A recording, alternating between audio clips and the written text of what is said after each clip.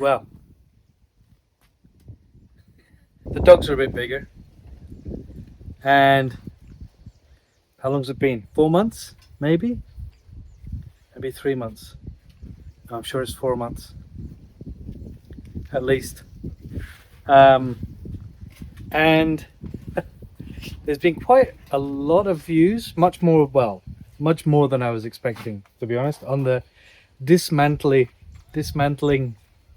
of the Nissan head to get to the head gasket. I ordered the replacement about 2 months later. No, maybe 1 month later. Anyway, it didn't arrive. And I thought, oh my God, all these cheap things on the internet are such a scam, etc., etc. And it turns out they're not. It was okay.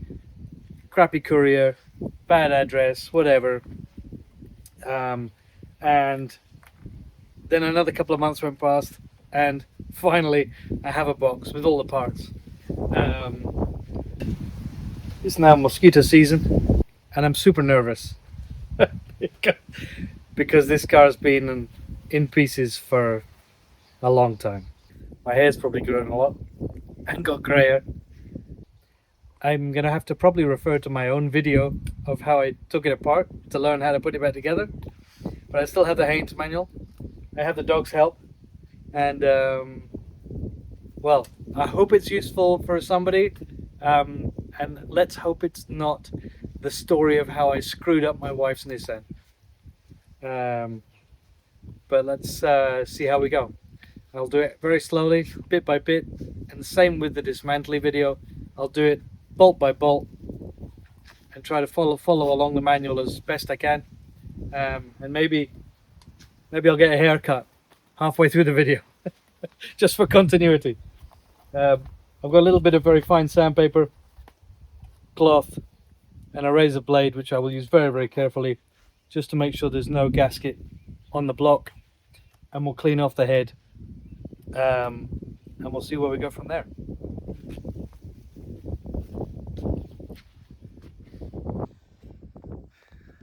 So it's been in storage for a while, which basically means it's been out under my roof. The roof blew off in one of the big storms as well, so it had some rain, which is why I put the bonnet back on again.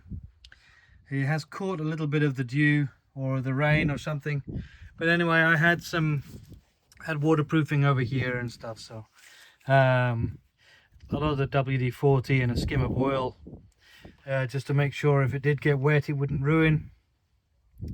And I'm just cleaning this up now. This is something really interesting. So this little part, I don't have a pokey thing. Yeah, let me use this. So this part in here is really interesting, because apparently it's really important to keep this part, this second channel here, to keep it clean, because this is the important part right here. So this one here is where the oil goes in, but you have to put silicone around here, and they've made this other channel apparently to catch the silicone as it's getting squished away from the edge, and this channel stops it going into the oil hole, which oils up the camshaft or something like that. So making sure that this is empty before you put your silicone all the way around is super important. And that's what I'm doing today, basically, just give a bit of a clean up.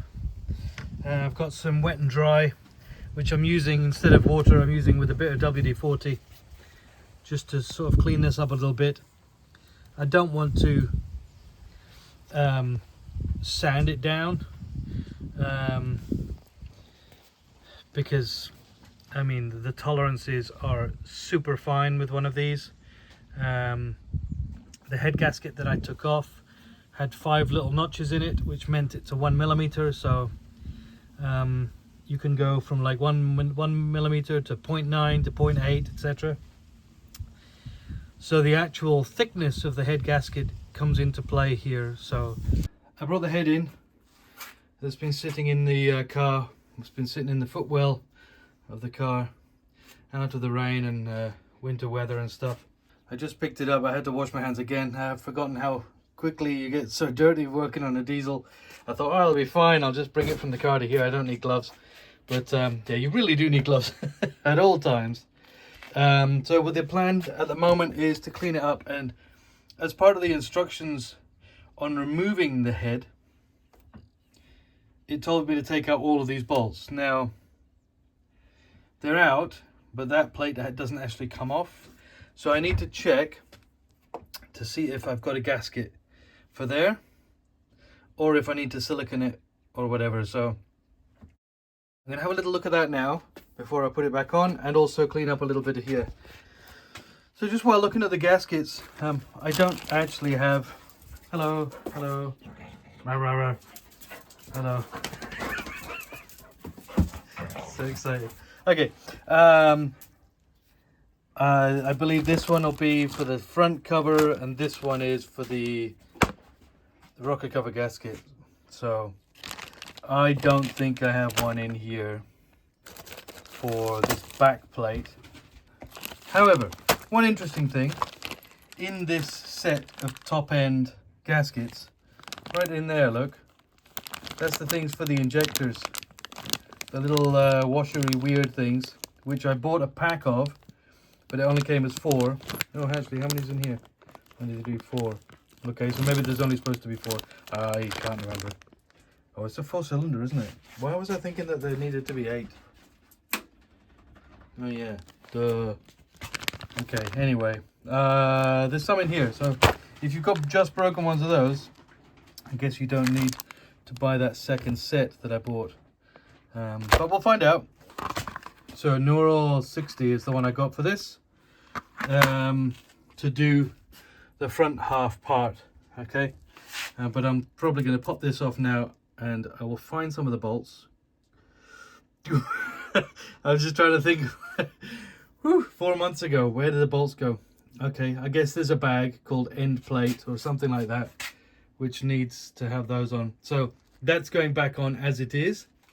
Okay, so the last thing I wanted to do is to put any kind of pressure on this.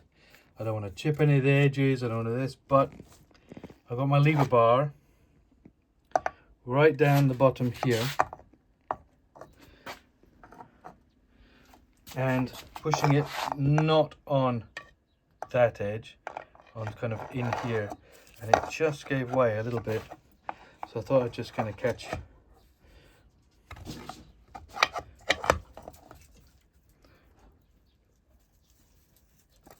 Now it doesn't move.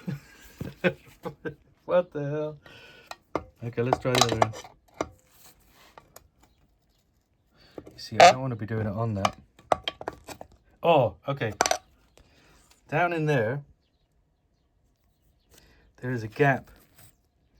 There's a gap just between there, which my tip of this can go in.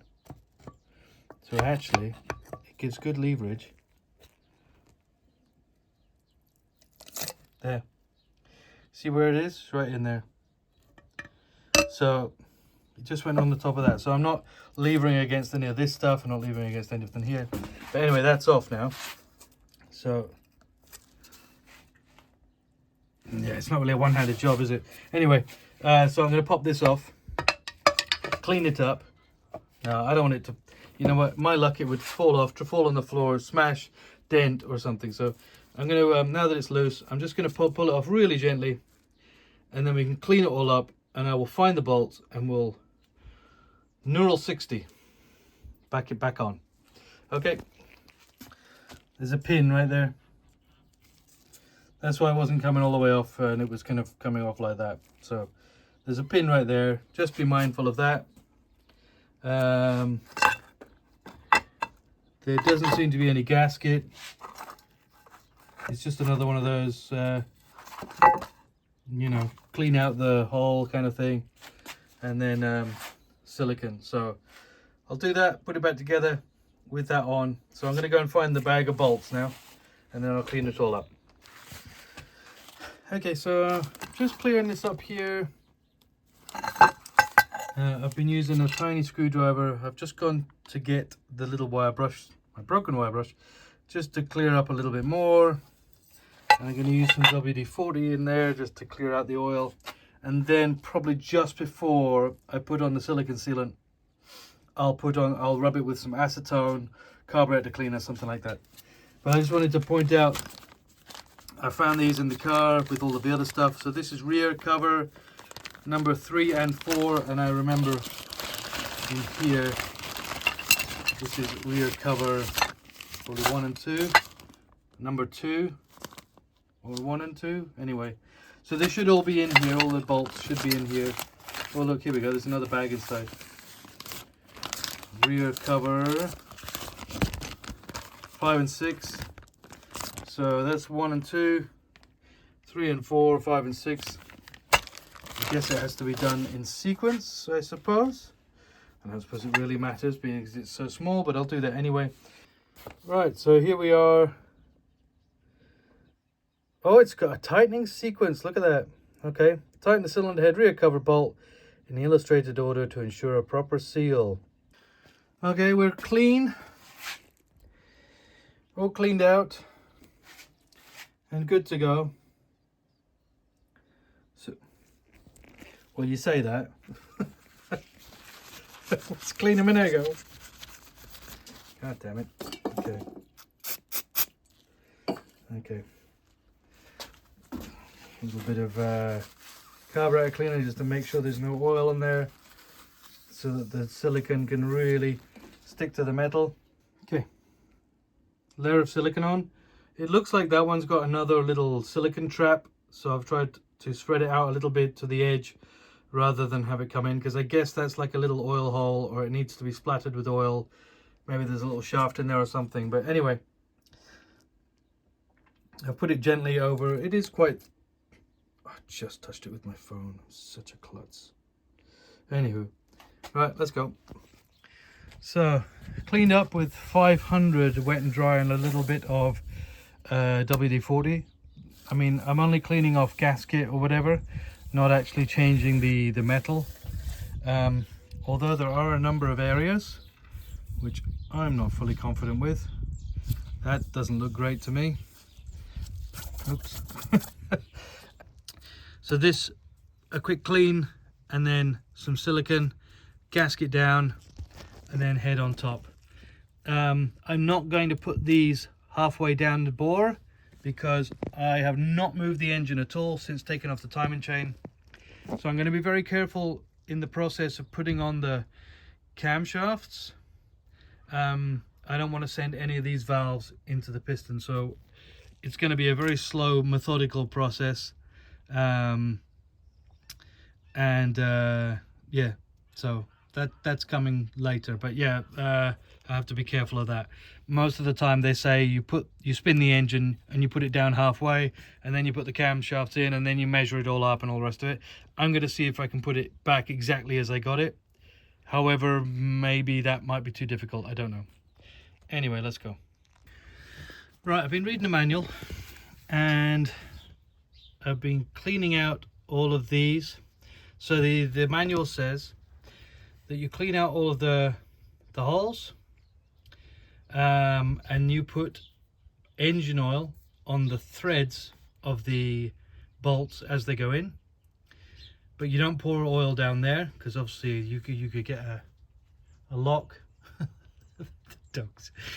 You could get a lock, like a compression lock, if there is liquid in there. So I've just got my little compressor and I've blown out all of these. Unfortunately, I also blew in one of these and then the water went everywhere because it's still full of water. So or coolant rather. So anyway, all these are now cleaned out. It says you can run down there with a thread cleaner, like a tap. I'm not going to do that. They look pretty good to me. They look pretty clean and nice, so I'm just going to go ahead. They're clean now. I squirted some brake cleaner down, cleaned them, and then jetted them out with the airline, which is why everything's wet now. But anyway, it should be fine. I've dried it off, so I think we're good to go now, finally. So I was looking at the gasket here. Sorry, when I splattered everything with coolant, got a couple of splats because it was up here. But it makes me a little bit more confident about it. It's interesting that they block these off, but if you look underneath, that's where I was concerned about the coolant being close to the bore, but actually the coolant just sits in these on the other side anyway, so it makes more sense that there would be a lot of kind of, not rust, but you know, I suppose marks from coolant. Some of them have coolant running through going up to the head, but interesting that these ones don't. So now I'm going to put the silicone sealant on here and then put the head on the gasket. So this is one of the special tools that I bought. It was about €9. As you can see, I left it out in the dew on top of the car because I thought, well, I'll be doing this in a couple of days, don't worry. Little did I know, 4 months later. Okay, so I think you have to put this thing in here so that it jams somewhere, and then etc. So okay, torque wrench because mine broke, half-inch torque wrench, and my wife bought me this because I asked her for an M10, this one, and the problem is it goes in. M10 I think is the new ones for the things, but it goes in here, and then as you put it over the head it does that, which is not ideal. So yeah, this is going to be fun. I did order an impact, you know, the black ones, and Amazon said it would be here today, and then I just checked my emails and Amazon said no, tomorrow. So you all right there, mate? Ollie, you all right? What are you looking at? Something exciting. Okay, so there's another one here. Hello, Puma. Hi. You all right? She's fine. Oh, she's been swimming, look. Nice. What have you got for me? A stone? Oh, we love that. Right, okay. He wants to help with the engine, putting together the engine. Yep. Nice. Always have lots of skin, don't they? He'll grow into it, hopefully. Hopefully he'll grow into it. Okay, so today I'm going to use this, and I'm just going to pray. Otherwise, it's going to be all over. And but I did the whole thing. I took it apart with this set, so let's hope it goes back together with this set. Yeah, this is supposed to have like a spring-loaded thing in here. I might give that a whack, see if I can fix this slidey in and out thing. Right, well, I'm back in the shed, and I've used a tiny drill just to drill out the little hole on this, and then I used a larger drill for where the ball sits. So the ball is actually now sitting lower, and it actually works quite well.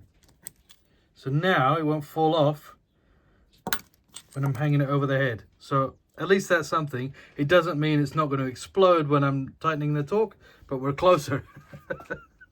Okay, back to the car. All right, cylinder head is on. That stupid little hose at the back got in the way, which is really annoying. The foam at the back got in the way, so I don't even know if I dropped half a bit of foam down the bore. No idea. All got in the way. I lifted it from the front. Seemed like a good idea at the time, probably wasn't. And I don't know how well I've done with this gasket stuff. I tried not to put too much on at all. I was worried about the oil hole. Now what I need to do is put a little bit of oil on these and then drop them in. I'm using generator oil. Well, this is fun. So there's 18 bolts. I think there's 18. Some of them go down here, some of them go down here, but the ones that go here,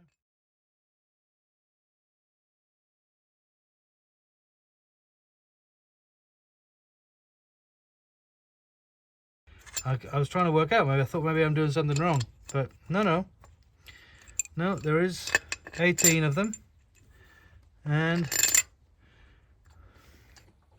10 of them don't fit. Okay, well actually,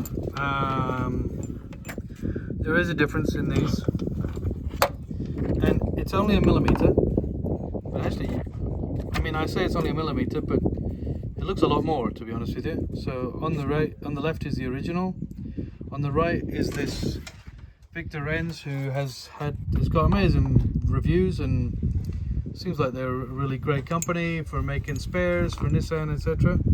But with an extra millimeter on that washer, it doesn't go in the hole. Well, I just fired up my very old bench grinder, took off the wheel I normally use. Fortunately, I had a really old, worn out one of these. But what I'm doing, let me just show you. So that is it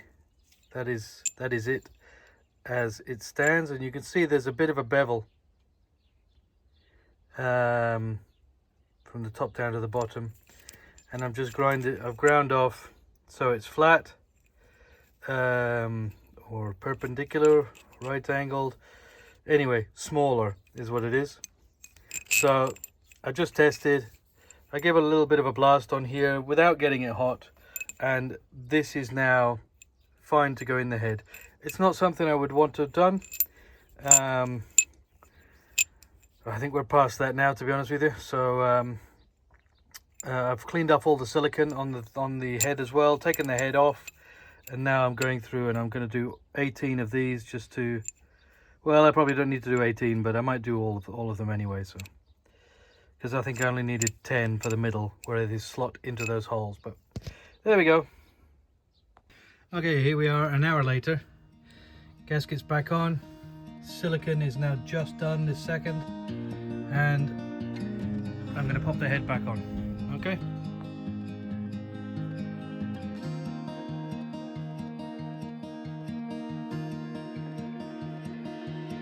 I don't know if I can find my way out.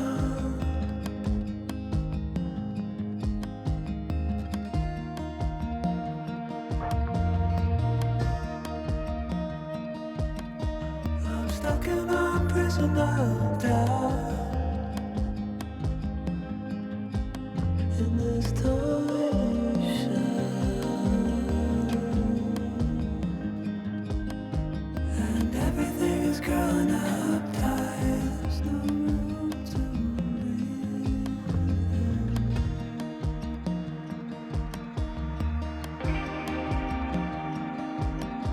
and nobody is watching at night.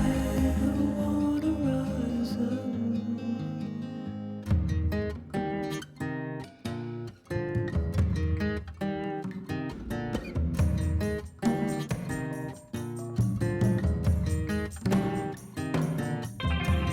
Need a friend to shake me out again. Last one. I'm very careful not to put too much oil on these threads. The last thing I want is filling up the hole down there with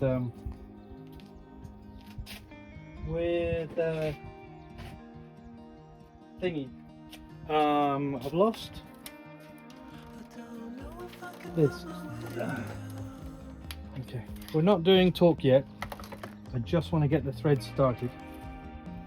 Is that a bee or a...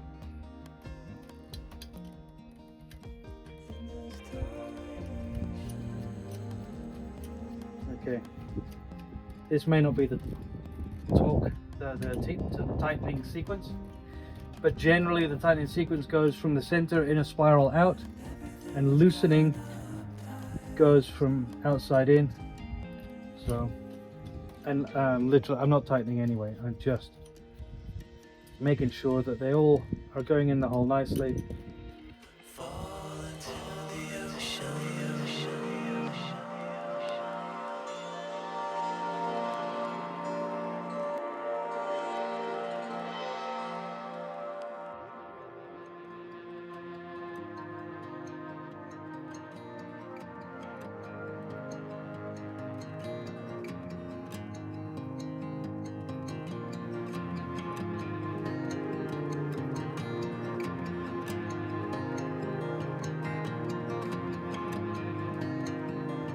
reaching out, I'm reaching out. The water is rising over me. The water is rising. It's coming. I'm reaching out, I'm reaching out. The water is rising over me. The water is rising. I'm reaching. It's coming. I'm reaching. The water is rising over me. I'm reaching out. I'm reaching. It's coming in. The water is rising over me. I'm reaching out. I'm reaching. It's coming. Well, head bolts are all in. Do you know what the next stage is? You know what the next phase is? Torquing them all down. Oh, get nervous. Nervous now, eh? Nervous.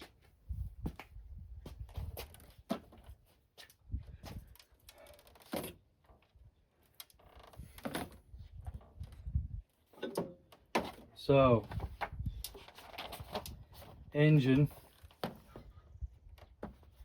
You know this is the part, right? It's still covered in fingerprints. Diesel engine removal. Here we go. Cylinder head.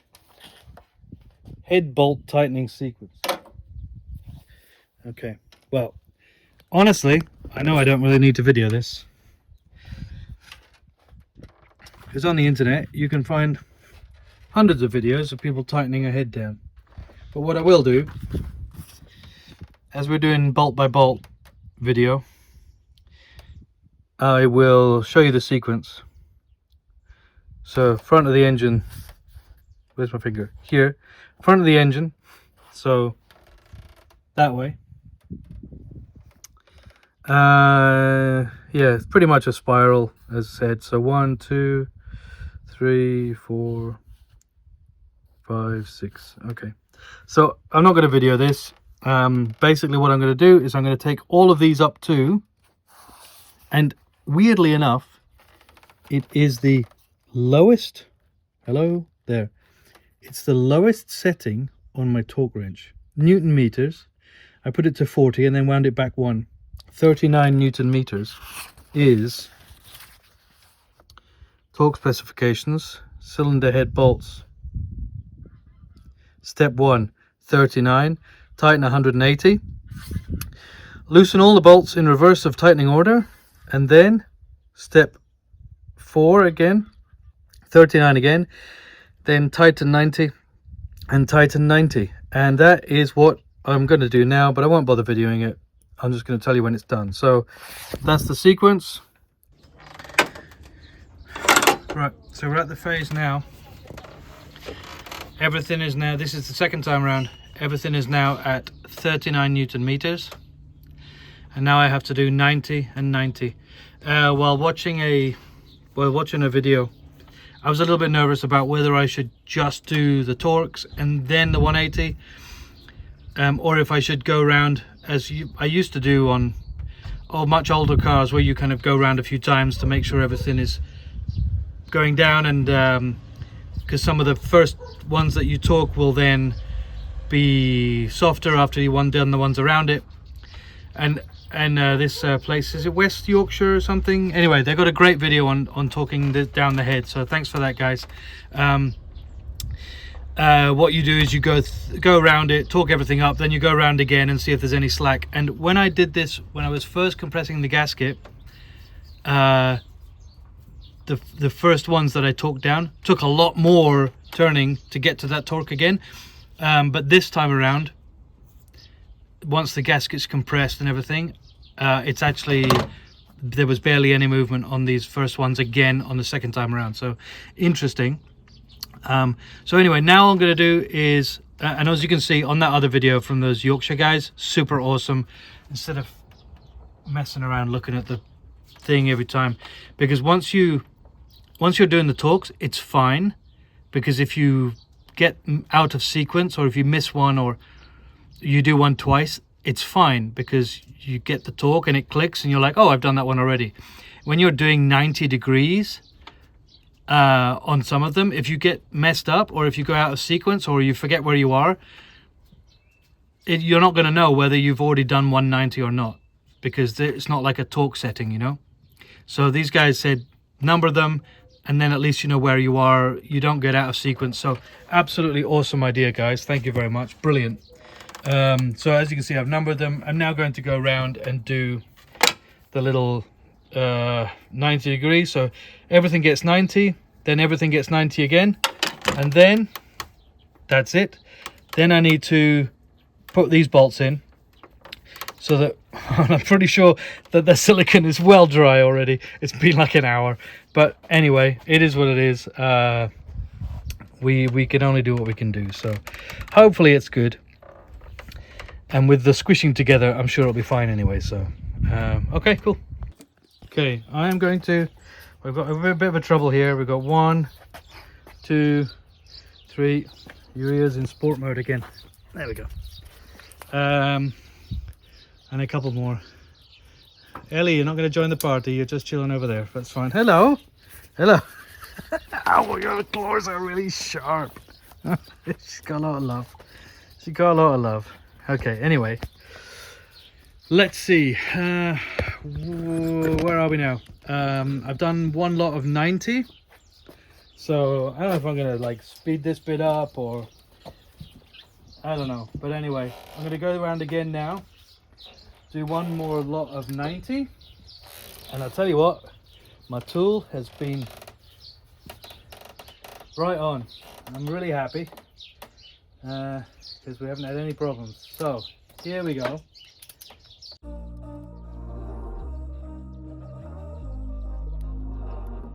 We were sparks on quiet streets, two hearts finding where to meet, but life pulled us apart, left me talking to the dark. If I called you tonight, would it feel the same? Or have we both moved on to different names? Take me back to the start, before the quiet and the scars, when the world felt small and your hands felt warm. Take me back to the start, if only for a moment. I've been up since 3, scrolling back where we used to be. Half truths in this late night chat, both of us knowing what it like that.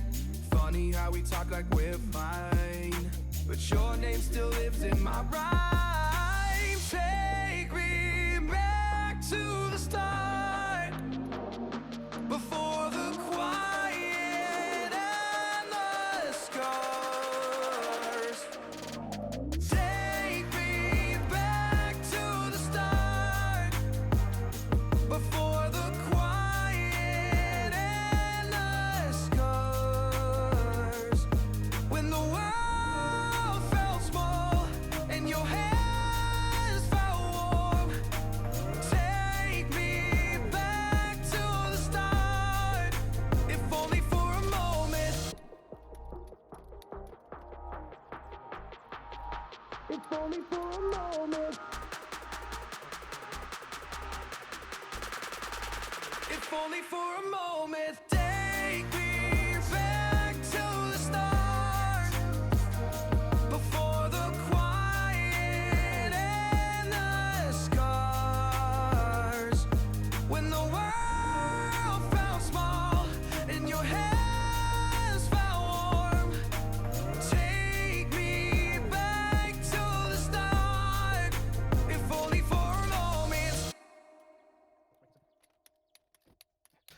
I love this.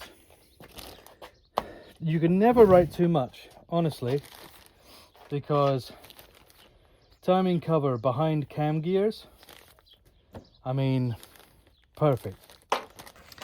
I'm just putting these back in, and I went to check on my old video, and damn, and I didn't video taking these out, but there is 2 that are longer than the rest. So for some of them which are quite high, oh, I'm so sorry. We're talking about these ones here. And some of them that are quite high, like this one and this one, that's the ones I think are longer than everything else. So that's where I'm putting the long ones. They're only a tiny bit longer than the others, but that's what I'm going for anyway. So I'm just going to screw these down. There is a tightening sequence, but the tightening sequence includes the entire thing, and as the bottom part isn't off anyway. Now I'm wondering, this one, I wonder when this one came off. Does this one come off? This one is definitely the chain tensioner, but this one I'm not sure about. Anyway, we got all of them here. Chain tensioner there. I don't know what that one is, so I'm just gonna do these ones first, I think. So okay, these are all tight now. I didn't do a torque. I did they're only tiny, they're 10 mil. So just did a nice gentle FT, but only from this. I mean, it's into aluminium on a very small M6, I think. So I think next part is camshafts, I think. I'll check the manual, but I think so. Right, this is where I did the cam followers. I've even done a little picture. I guess that is that. And there. And then that part of the back is that part of the back. So yeah, just 1, 2, 3 all the way up the top, and then 9, 10, 11, 12 down the side here. So odd kind of numbering that I didn't go 1, 2, 3, 4, but whatever. So I'm going to drop a little bit of oil in each one of these, just so that it's got some oil on top of the valve. So I'll just slap a little bit on just to make sure that they're all lubed up, and then I'll drop them on before I put the camshafts in. Right, they're all in with a bit of oil slapped on top and underneath, so they're all nice and oily. And then we've got the camshafts here. A little bit, I did put some oil on them, but it's kind of gone a bit funny. But anyway, they've been in the car, and I think it's just some marks, so we'll be okay. I'm going to put some oil on the thrust face here, which goes in there. So let me try and do that while I got.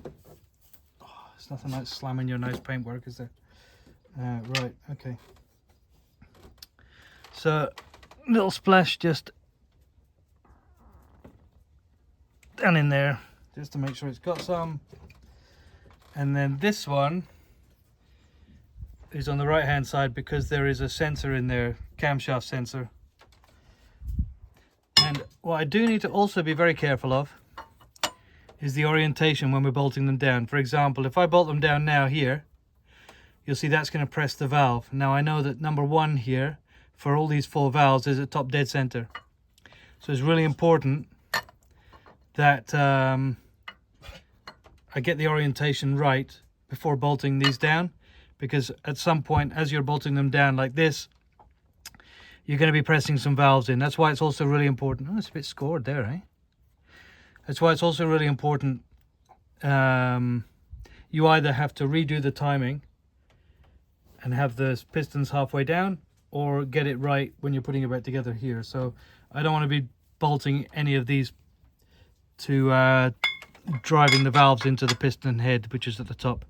You can see I also marked it. I seem to remember marking it with some nice nail polish. Look, so we know we're in the right track here. I might slap a little bit more oil on just before I bolt them down, but anyway, I'm going to try and get these oriented correctly, and then get the caps. Right, the caps are on, just hand tight, and I made a check that number 1, all those valves are not being pressed. You see the lobes are up the top, and as well number 4, they're just on the edge of being pressed, but they are not being pressed. So we should be right. And actually, if you look at the markings I did with that nail polish, and obviously both cams are the same, roughly anyway, we should be okay. We seem to be in about the right position. I might need to tweak them a little bit just to get the chain on properly and make sure it's all aligned, but that should be fine. And then now there is a tightening sequence for all of these, and it is here. So front of the engine, and you can look at that one, pause it, whatever. So I'm going to go ahead and do that, and I guess there is a torque setting. Got to do it little bit by little bit, 13 to 15, then 1 to 12, and then you take them all up to 6, and then you take them all up to 13. Okay, cool. Comes to 13 to 15, 13, 14, 15. Oh, so the ones right at the back of the engine, 13, 14, 15, you do those first up to number 2. Okay, so I'll do this very lightly now, and then you do 1 to 12 up to 2, and then everything up to 6, and then everything up to 13. I think it was something like that. Okay, do that now. All right, the caps are now on, and the next part is the gears on the end of here, which I think I remember drawing the little ghosts. So I'll grab those, and then they go on and get tightened up to torque. So the end gears are going on. They're all marked like A and E. I don't know why you would mark it A and E, but anyway. The little pins are slightly different. So I think the one on the right is narrower, so it only goes on as much as I marked them, like, you know, on the bag, but actually they only go on a certain way. So you can see there, and then it gets screwed up. So the torque is very high on these, and I saw another video, was it the Australian guy? I can't remember.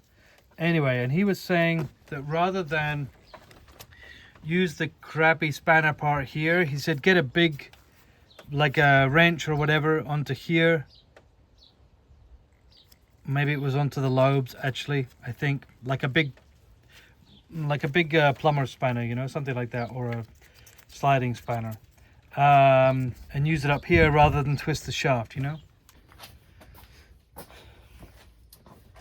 Okay, so I got a bunch of different spanners and things, and I thought this could go over, but actually just an old sliding spanner seems to be fine.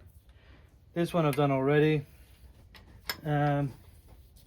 just tightening it up on this one with a hexagonal flats, and this is now set at 142 Newton meters, being very careful not to spin it. I don't want to drive those valves into the top dead center pistons.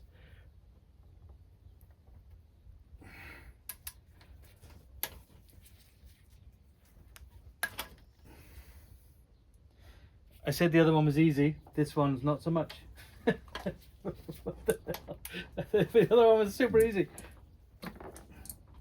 Yeah, look, this one, yeah, this one slipping on it.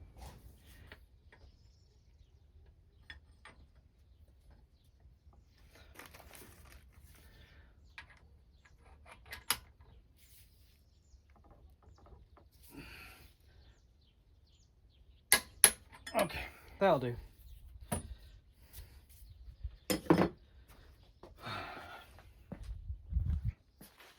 Anyway, there we go. So the chain's on. It needed a little bit of moving on both of these, and then as you see down here, that's aligned from where we had it before. Now I have to put on. Now I have to put on the chain guide. this one somewhere. The chain tensioner and thingy, this, and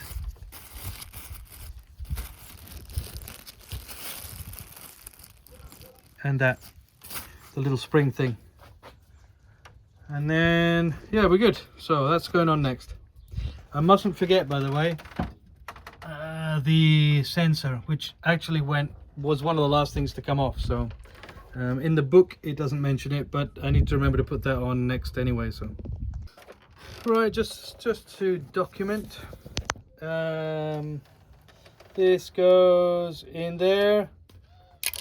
Whoops, yeah, let's try not drop it in the hole down there. And that one, center of screen right now, that's where this one goes. This one's actually a an Allen key one, hex, and this one's a regular spannery job. So that's where it goes. I was just looking on there. Where it goes, you can see it in the manual there.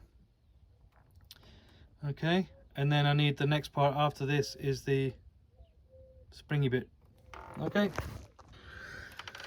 right, that's on. There is a torque. I can't find my torque wrench, so I'm going to torque those later. That's in, and now I'm going to put this part, which goes, I guess, this way around. No, that way around, I imagine. Well, anyway, we'll find out in a minute. It has a funny bolt because it's a pivot. So, and then the springy part bangs onto there, which is bolted onto here. So we'll do that in a minute as well. And I'm going to stuff something back down there because I don't want to drop something like this in the sump and have to take off the sump. It goes in here, all the way over here. I imagine it has a torque as well, so I need to find out what that is. It's getting jammed up. There we go. It's getting jammed up again. I should probably drop some oil down in there while I'm screwing it up, just so that it's got some. And then that springy thing goes on, which I seem to remember in the last video I had a right load of trouble. I mean, it was late at night putting that on, so I'm gonna have a look at that, and then we're good to go. Radio. It took a bit longer, not that you'll know, but I did have to take the guide off again and wiggle these around a little bit because they were a 1/2. Sorry, I stopped the video by accident because I was getting bitten by a mozzie. Anyway, we're aligned, and more importantly, the spring tensioner guide is on, which before, when I thought it was aligned, as soon as I put the spring tensioner on, it brought these back 1/2 out. So now what I'm doing is I've covered it in oil just to give it a bit of a head start. And I'm going to pull out my little bit of wire.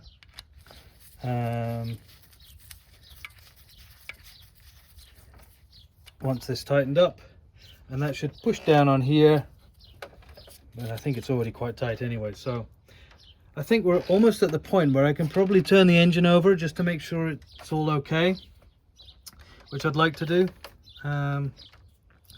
Anyway, that's all on. I'm not sure if I've got a gasket for this or if it's silicone. I can't remember. I hope it should be a gasket, but anyway, we'll see. Right, the next thing to go on is this camshaft sensor, which goes right the way in there at the back. It's a single bolt, 10mm head. So I'm going to pop that in. I think when all the wires come back over the top of the engine, this socket will be there for it. So that's on next. I was just looking at this, it's got an O-ring on it, and as I bought a whole top end set, I imagine I have that O-ring. So don't forget, don't just drop it back in, check, because I've probably got an O-ring to fit that in that set. So I'm going to go and dig around in that set, find an O-ring and pop it in. Well, this is what I've got in the set. So this is the one I've taken off this thing, and then this is what I've got in the set. I've taken out all the ones that are about the same size. There's like 4. Yeah, that one, that one, that one, that one are the same. This one, this one, this one are the same, and then this one is different again. So for my size, I'm guessing it's one of these 3, and then these 4, I don't know, maybe they're injectors or something. But anyway, if you look at my little one, it's just too small. So I guess it's one of these. So I'll take one of these 3, that one, and that one, which are different, which are all the same, and then these 4 are slightly bigger. And being as there's 4, I'm guessing it's like injectors or something. So okay, I'll pop one of these 3 on. Well, I've cleaned up my injector. That goes on the bottom, and then there is an O-ring that goes in there, which I've never had. So when unless that's not an O-ring, is it? Well, it kind of feels like an O-ring. It feels squishy. Oh, is that the O-ring? I don't know. Is the O-ring supposed to go in there? This feels like an O-ring here, but it feels really kind of hard. Okay, I'm gonna have to use 2 fingers. So maybe that is it. Okay, I'm gonna pull it off and have a look. It was indeed.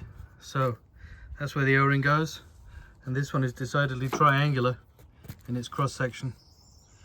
So I will. Yeah, look, it's all funny. So I will use, I guess that's what the 4 other ones are. So I'll get one of the other 4 out and pop it in there. And I think I might have new ones of these. If not, look, it's only copper plated, huh? Silver on the edge. I'll see if I've got some new ones of those in the set. As you can see, if I squeeze this, it doesn't really return very well. It's a little bit hard, so it's good to replace this anyway. So I've already put one on there. It looks so much nicer and roundier. I do have, there's one more in the bag here somewhere. There we are. And I've got 3 here. So the problem is they don't really stay on, and I'm going to be dropping it down in there. Gosh, that needs a bit of a clean, doesn't it?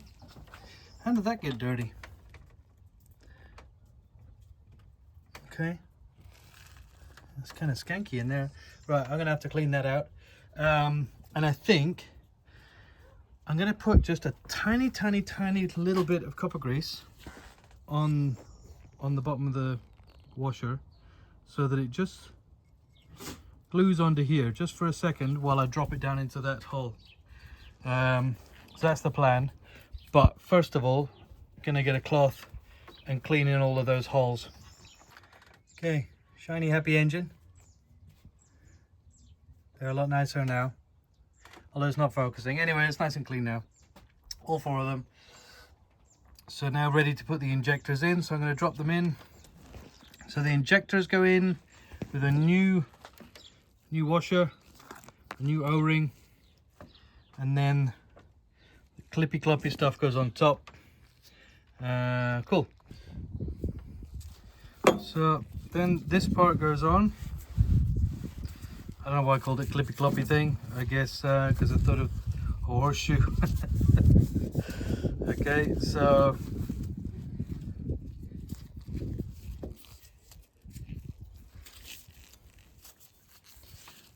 we are this way around. I just put this, yeah, let me show you.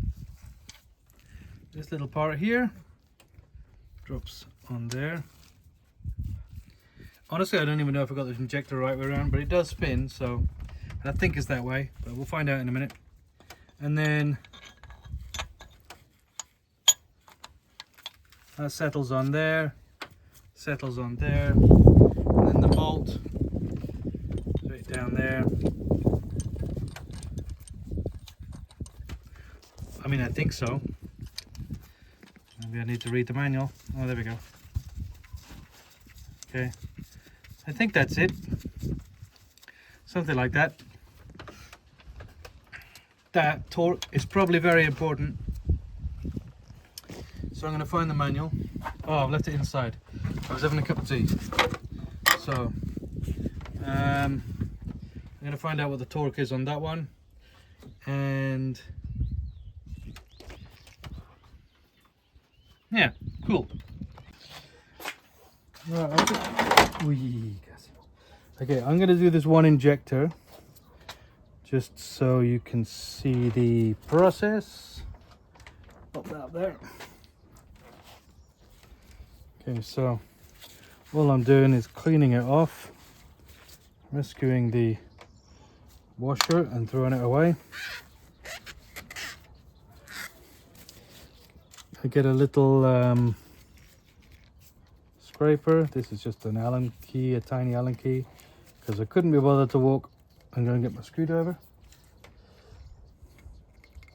So just scraping down in there. No idea if this is getting picked up or not, but anyway. So just cleaning up that bit there, and then taking out the O-ring. Oh, I used this little tiny Allen key for that as well. It was really useful.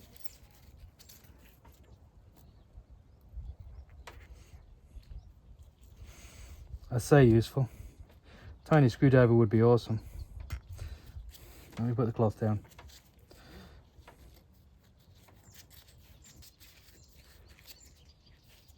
I mean, it's the third one, it's the fourth one I've done.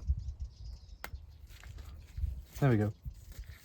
Oh, that one broke. Interesting. So they are quite brittle. I mean, you can really feel they're quite hard. So just cleaning that in there. Oops, sorry. Cleaning up the top. I had a little glove thumb or finger over the top, just to stop dirt going in while I had the it off the vehicle, etc. So there we go, fairly clean. My gloves are getting dirtier, that's the problem. In the bag, there's one more O-ring. By the way, if we don't use all of these O-rings, they're still quite useful, because you can resize an O-ring very easily with a razor blade and super glue. If you cut it on the 90 degrees, you can glue it together again very simply with a little bit of super glue. They actually do kits, O-ring kits in the for the army mechanics, which is it's a load of lengths of rubber, solid rubber tubing, and then you have a little tool which is just basically aligns the rubber in a little V, and it's got a cut in it for you to cut it with a razor blade, and so that, yeah, you can make your own just by cutting them and joining them together with super glue. So these are quite useful even if you don't use them. The size of the rubber, you can make your own O-rings for whatever you need. Okay, so that's that. Oh, I think there is one more washer I need to get out. So a little copper washer. There we go.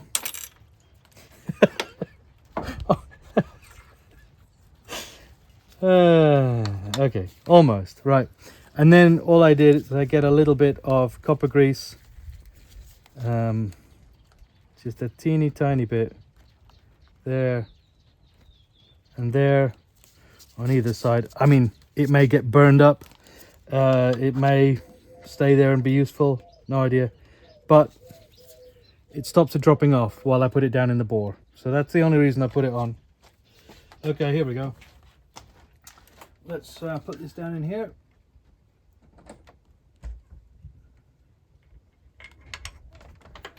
There we go. That's that in.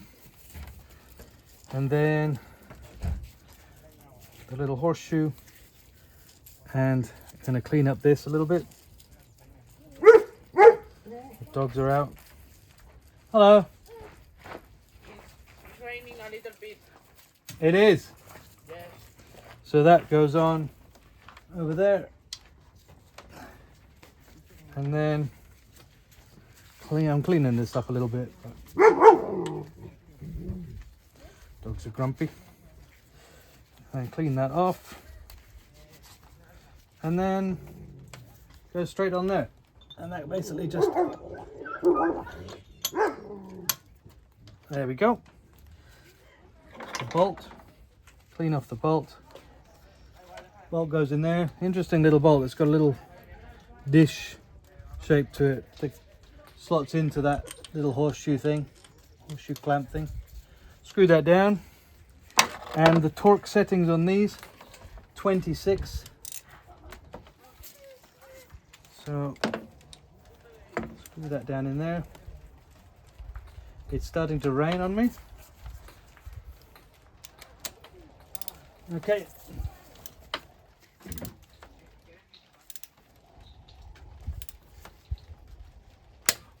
There we go. 26. Injectors are in.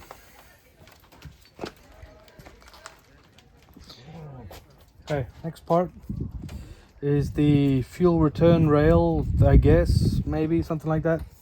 Hang on, let me grab you. Okay.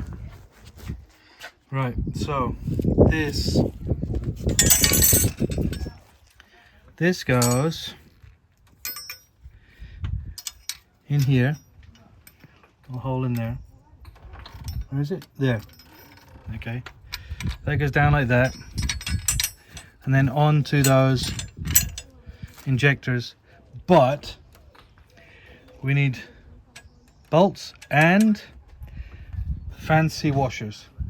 It's those double washers that look like that, like there's a washer here, there's a washer here. Let me grab them. Well, look at that. It actually comes with the injector stuff. So I might not use this. I'll put it back in the box because I have them as part of the bigger kit. So these ones come with the larger kit out of this bag, which you've probably seen already while I was fishing out the other stuff. So they have to go either side of one of these. Sorry, either side of this. Like that, I guess, something like that. And then I need to find the bolts. I'm pretty sure that's how it goes. Yeah, so I'll be putting those on and finding the bolts. I don't think there's any label that survived on this bag, but inside we have some of them which are intact and some which broke, but mainly I'm just looking for these. So we've got these which have a hole in them, and then we also have this thing which I guess is to go on there where it comes out of the head. Be surprised if it doesn't have a... Oh yeah, there we go, look. Oh, I think I've got a new one of those as well. In fact, I can see it right there in the bag. Okay, so they all go on. So 1, 2, 3, 4, then the thing on the outside, don't forget the copper washer. Cool. Okay, let me do that. Right, here we go. Ooh, the lights come on, the flashes come on. So it's definitely getting night time. I've been at this most of the day. So this one is now on. See, this is just yeah, it goes on like that. That one has a torque setting. I don't have a torque spanner, so it's going to be FT with a proviso that it's going into aluminium and it's not very big, plus it's hollow. These ones, however, these have a torque, and that is 19, which honestly, I don't know, for me that seems kind of a lot for a little banjo bolt. But anyway, let's just see what 19 is. Not a massive fan of... Oh, look, this is why they break, huh? You see that? This is twisting round. Not a big fan. This is why they break. let's just let's get them all tight. I honestly think the 19 seems to be a lot. Look, that one's twisting and breaking as well.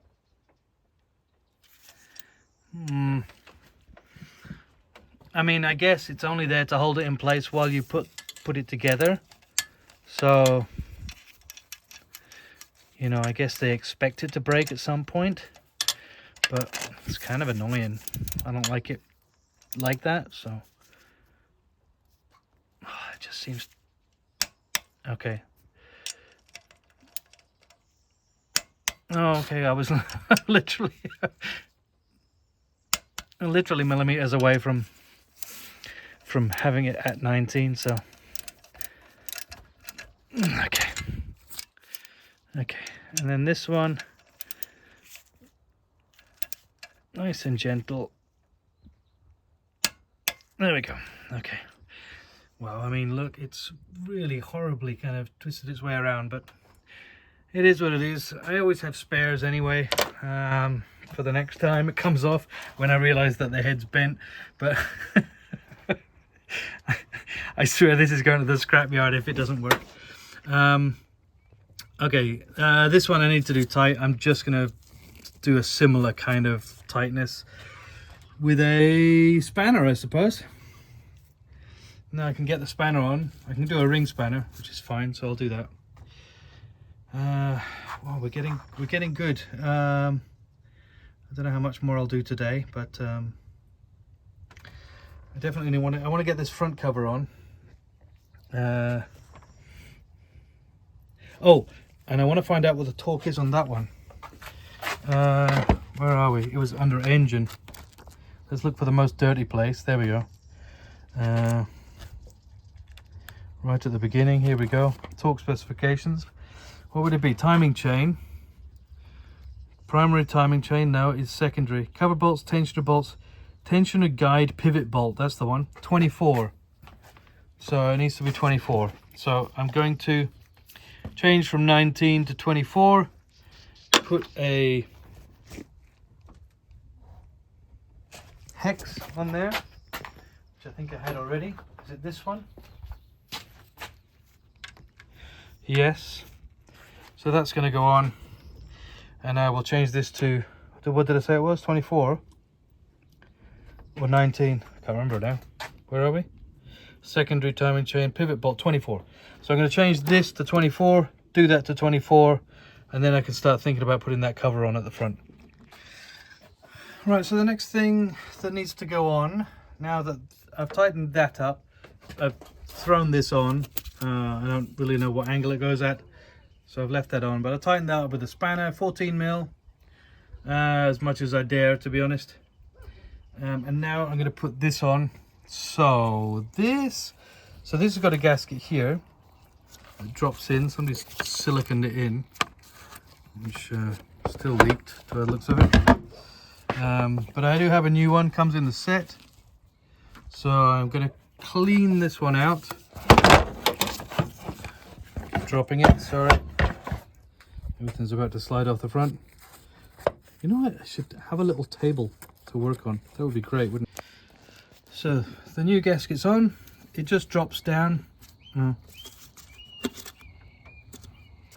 What? Why is it not moving now? That's so random. Yeah, there we go. Okay. Oh, that was weird. Okay, anyway, yeah. So drops down. I need to go and find the. I need to go and find the nuts for it, the bolts for it, and then these came in that gasket set as well. So I have new ones of these, and they just press in. They just press in over the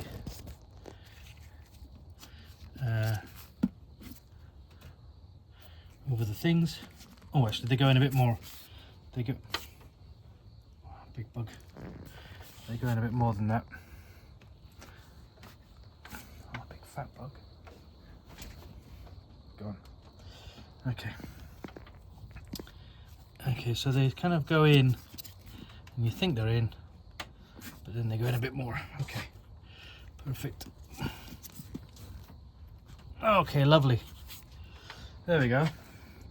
Right, so I'll find the bolts for this, and we'll screw that down. I guess that's got a torque as well, hasn't it? So let's have a look. That'll be under engine.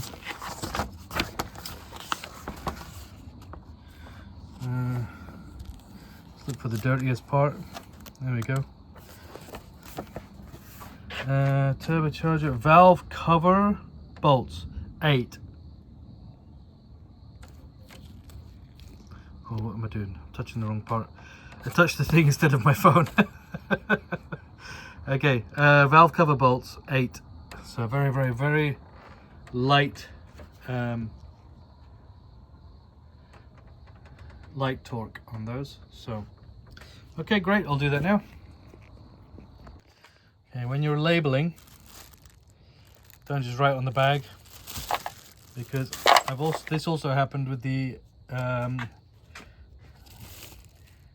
injectors. I may have the injectors the wrong way around, because this is number 1 or number 2, whereas you can see the other bag I had. That's the injector one. You can see there number 3 came up lovely, but number 1, no idea. And so this, no idea. It probably says something on it about inlet, about valve cover. But anyway, the bolts are kind of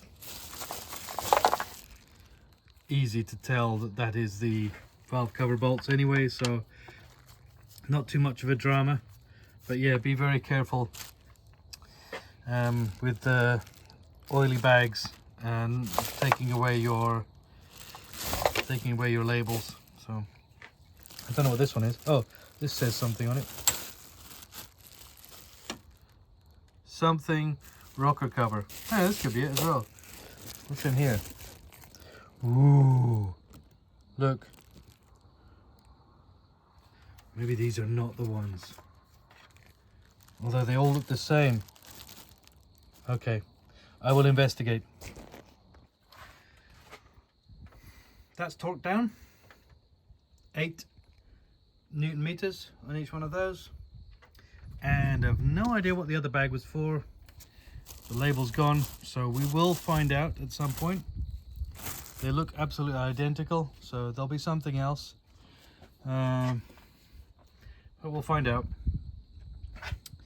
Oh, I wonder if it's this. Ah, look.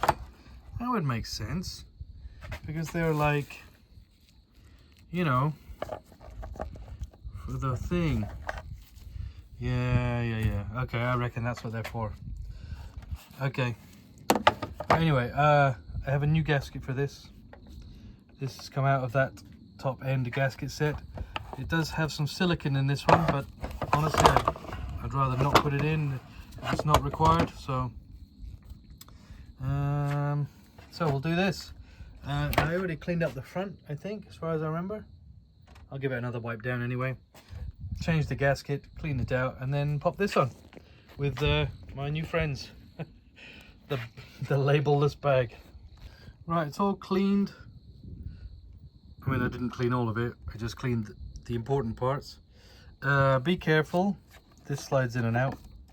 It just dropped out as I was turning it over to clean this side. So bear in mind this can fall out. And then this new gasket should just slot right in there, which is nice. Okay, so I'll push this in here, and then yeah, a little difficult looking at it through my phone screen and using one hand, so I'll do this properly, and then it goes straight on there. Right, gasket's all in. Doesn't seem to go in very nicely there though, but I mean it is in. So one thing I just wanted to remember is, do you remember that dowel when I was pulling it apart and it said you have to be careful when you pull the cover off, the dowel could fall down into the engine, down in there, etc, etc. So bear in mind this one is not loose. I cannot pull it off. And I was suddenly panicking, thinking, oh my god, I remember about that, but I don't remember seeing it. So bear in mind it's there, and don't forget to put it back in if yours was a loose one or something, I don't know. But anyway, okay, so gonna give this a quick wipe down, give this a quick wipe, and then offer it up and start putting these bolts in. There we go, front cover on. I haven't done the bolts up yet, just put it straight on. So what's the torque on this one? Probably similar, I suppose, right? 8 or something. Where are we? What would it be? Secondary timing chain cover bolts, 8. Okay. Right, I've put the glow plugs in, 12mm. And now I'm going to put on the little thing here. I think it goes there. I don't believe it was on the other side. I think it was this side. So I think it goes on like that. Oh, sorry. So I think it goes on like that. I think that the power was on this side, as far as I remember. I may have to take everything off again when I realize it's wrong, but I think that's the way. So yeah, so I'll take off the nuts on top of those and pop this on. Well, it's a new morning, a new day, and this is where we ended up last night. This is also kind of nasty, so I'm going to give this a bit of a clean up as well. It's a shame I switched my grinder yesterday for doing the head bolts, because it would be 2 seconds to go and do this on the spinny bench thing.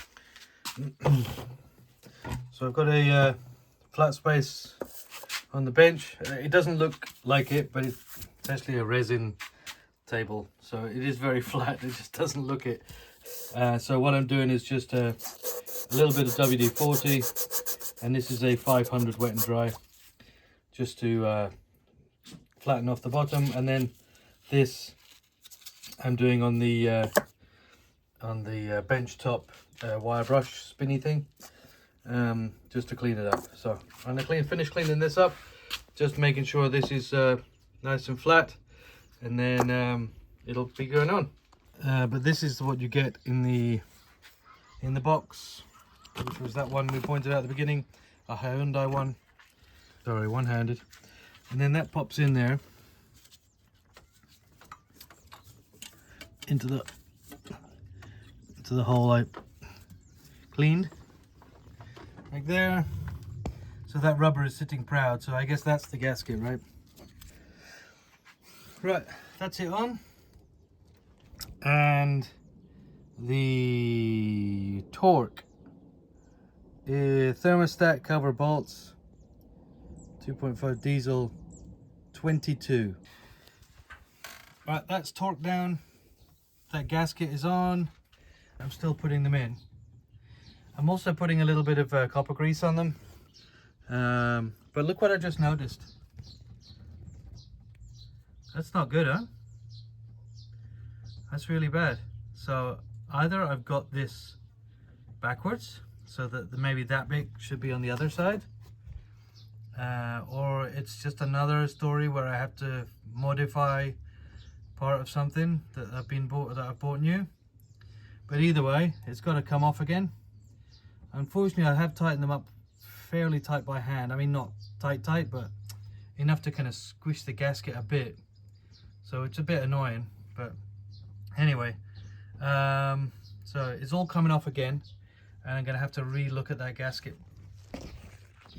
Right, so it's off, and I flipped it round. Basically, I just took it that way, flipped it around that way, not that way or anything like that. Absolutely no reason why it needs a big flappy bit up there, none whatsoever. It could be, you know, I mean, it could just be equal all the way. I'll take it off. So there's nothing over here. Oh, sorry, wrong one. See? Nothing. There's no reason whatsoever why it needs to have that great big lug. So I accidentally pressed Siri. Absolutely no reason why it needs that massive big lug over there. It could be exactly the same the whole way. Put it back on the right way around.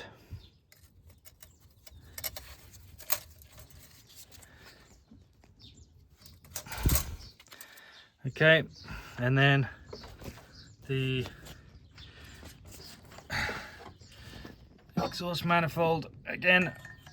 I'll show you how easy it is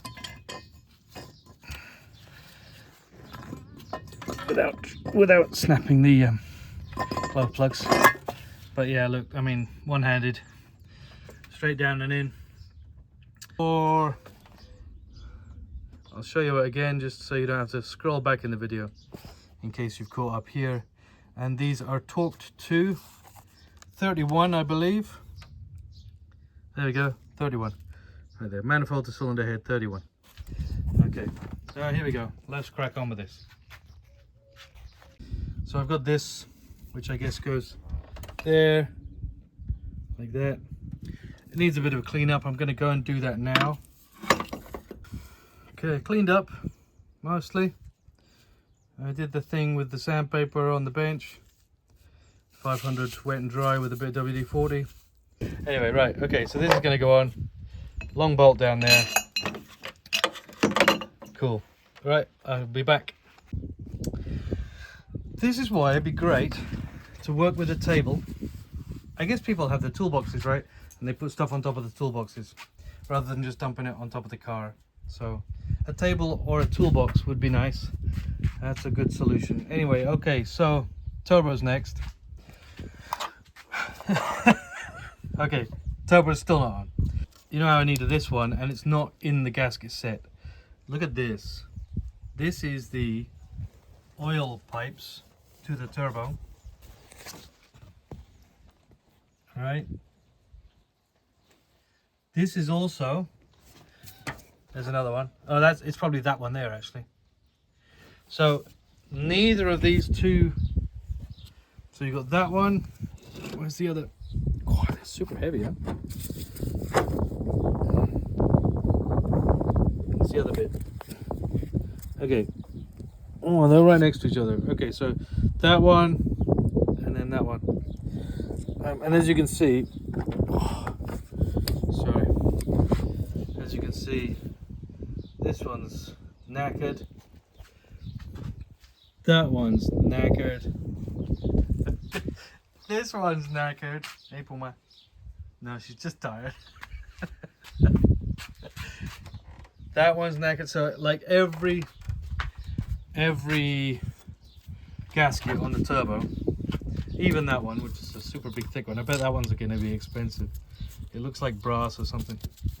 So, I mean, I'd be happy to put this one back on and be like, yeah, well, you know, the odd leak. And even that one, I would suffer. But an oil return and an oil supply to the turbo. Ah, you're so grumpy. This, honestly, I need to buy some new ones. So I'm going to stop. The turbo's not going on just yet. Let me just tell my dogs off. Sorry. Okay. So I'm going to stop. For you, it'll probably be minutes. But for me, it's going to be a couple of weeks. So that'll be my afternoon tea break. We'll be ordering the gaskets.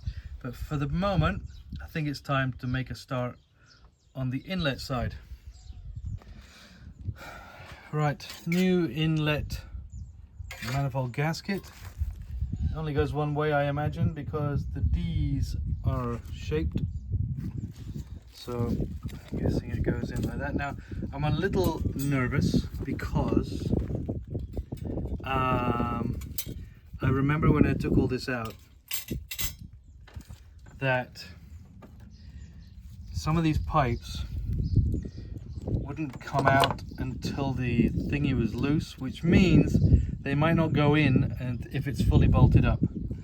I remember fishing around trying to get the plumbing part, so this part, I remember trying to get that out, but I know it wouldn't come out until this was out or something weird. So I may go and have a tea break and watch my video, but for the moment I was going to offer this up. I have a bag here, as again, no label, which is really annoying because, I mean, if you look at some of the labels, Coolant Temp, near inlet manifold, which I guess is, I think it's there, that one. So I should probably put that on now. But I mean, what lovely labeling. At which point of the evening was I like, yeah, just throw them all in a bag. I'll remember what they are. Look at that. No idea. Okay. A few more bags. So, slagging myself off, saying I didn't label them properly. Some of them are actually okay. Inlet manifold pipe holder. Nice. Okay. So that'll go in last. Inlet manifold sequence. Because I took them off and then read that you have to take them off in sequence. So they'll go back on in a sequence. So thanks for reminding myself. Okay, cool. Okay, let's crack on. I think first things first, coolant temp near inlet manifold. Okay, it's on. It was a 19 mil. So I just used an open-ended spanner and very gingerly tightened it up.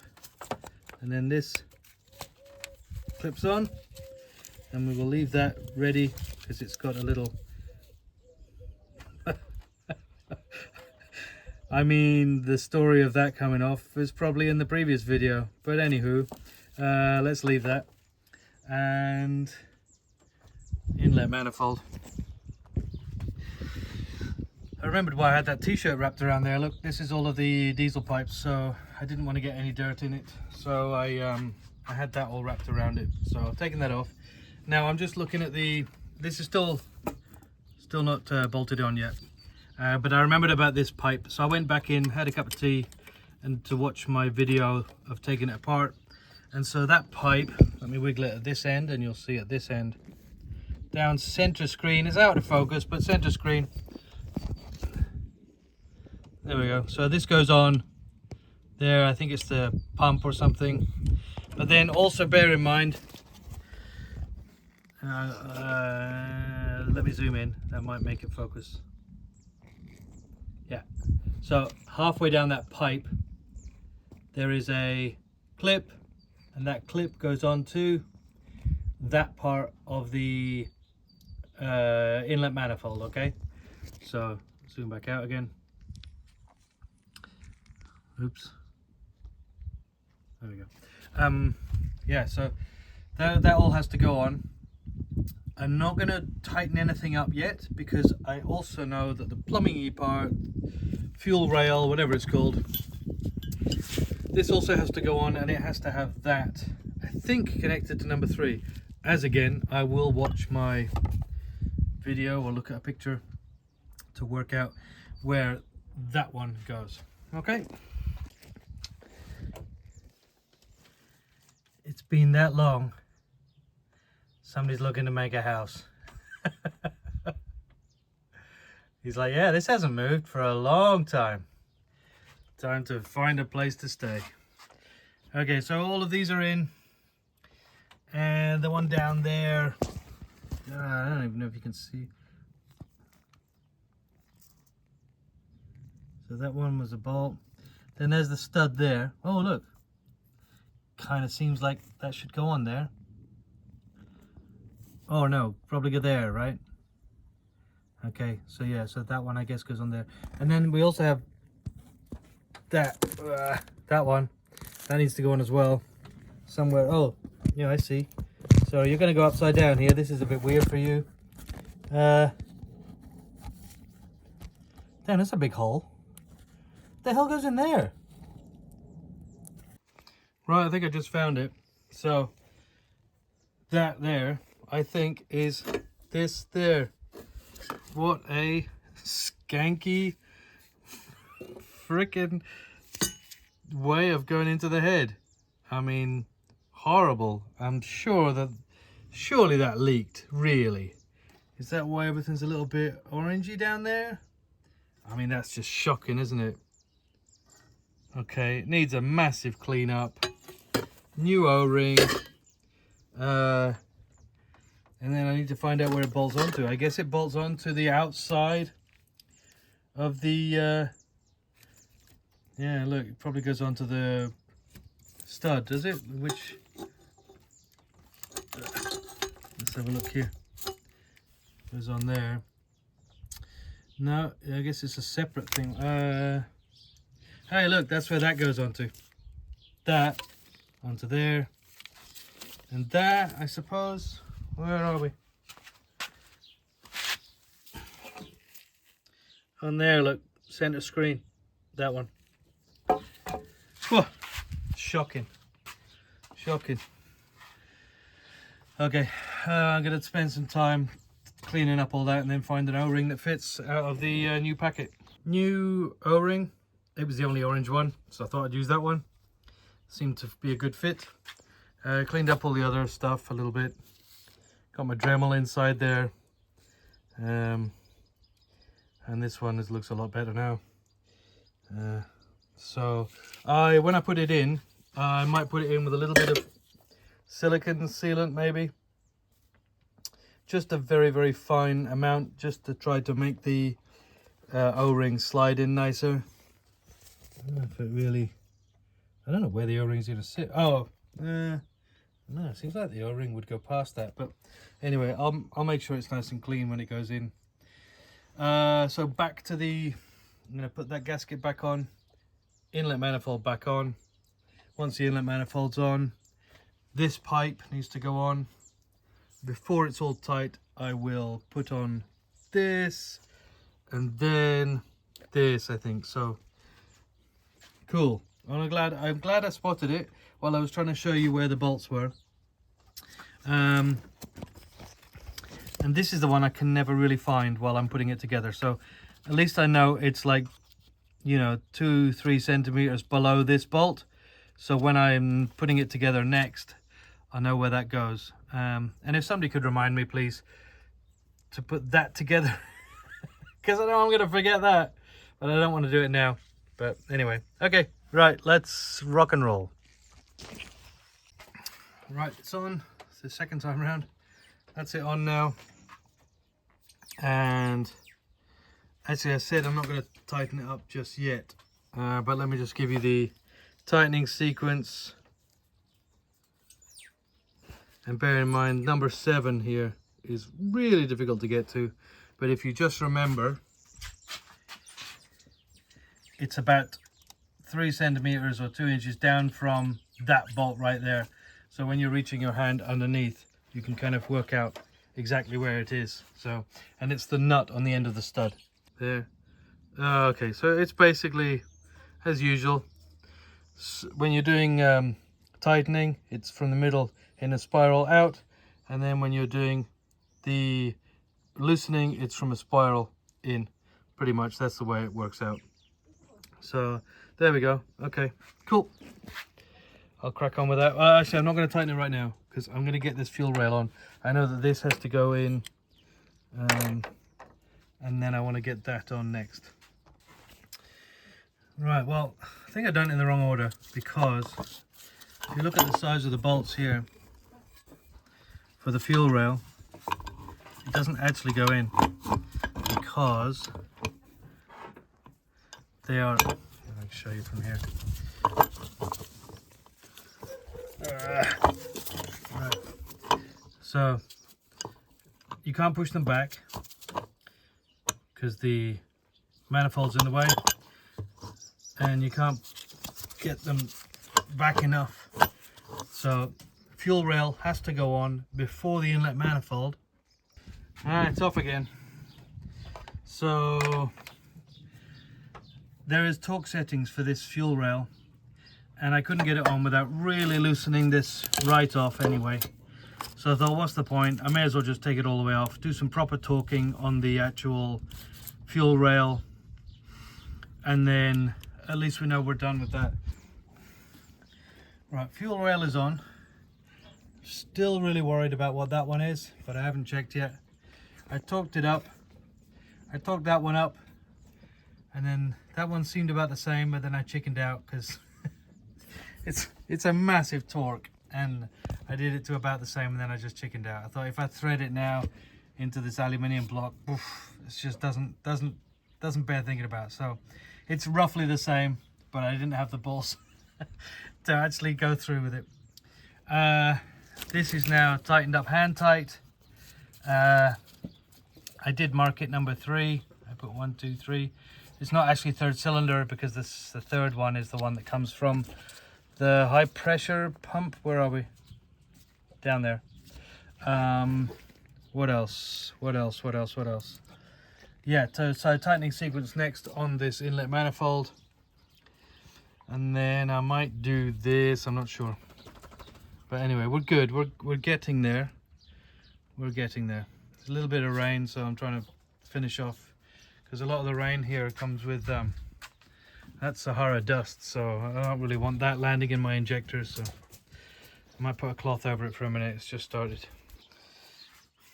Right, they're all done up. This little one is not from that one. It's from something else. So it was in the bag of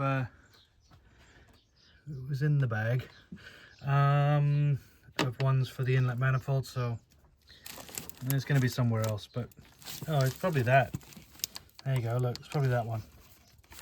And then on the other end of that pipe is the oil, the fuel return. So if you can see that, that has to go on this Banjo fuel return. Okay, it goes somewhere, not sure where. Oh look, dun, dun, dun. Goes onto there, look. There you go. Right, let me bolt this on. Should I do it while I'm videoing? No. Should I use two hands to put the bolt in? Yes. Am I probably going to drop it and it's going to end up down in the oil filter? Probably. Would it be worth it for the YouTube hits? No. Because it's not a video short. This is supposed to be educational. There we go. Okay. Alright, so that's on. It's a 10mm. It needs a little 10mm wind up. And then this can go on here. Oh, that's nice. That clip needs to get squished down to there. That clip needs to get squished across to there. And then this fuel return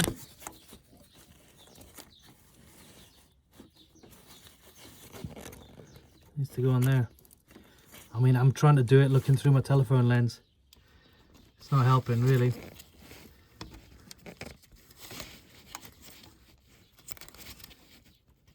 Yeah, let's not do that. Okay. I'm going to do that once I have two hands. And then I'm going to have a look for a few more things to put back on. And I'll be back. Yeah, I'm just putting these back on. I labeled them quite weirdly. I did cylinder number 4, and then number 4 here from here. So 1, 2, 3, 4. So this one is number 5 on here, and number 3 on there. So number 3 there.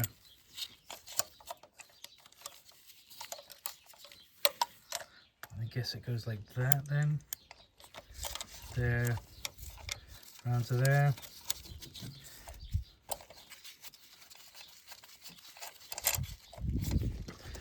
Try and get a bit better on that one.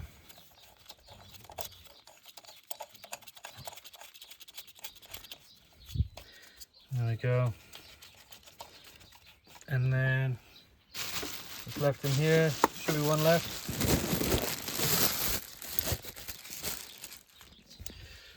And this one is marked as number 1 on there. And something on there. So so I guess like that. Oh yeah, look, I did number 2. Number 2 there. Number 1 here. So a weird naming system, because I got confused by number 3 at the beginning. Couldn't work out why there was 5 holes and 34 cylinders. But yeah, this one is the input. Okay, so they actually need torqued up, but I don't have anything that will torque something like this. So it'll get done tight, but not overly tight. Bearing in mind they are steel, it's not onto aluminium. Actually, this is an alloy. Anyway, nothing crazy, but properly tight. So I put that one on, tightened up that little, it's a little 8mm on the fuel union there.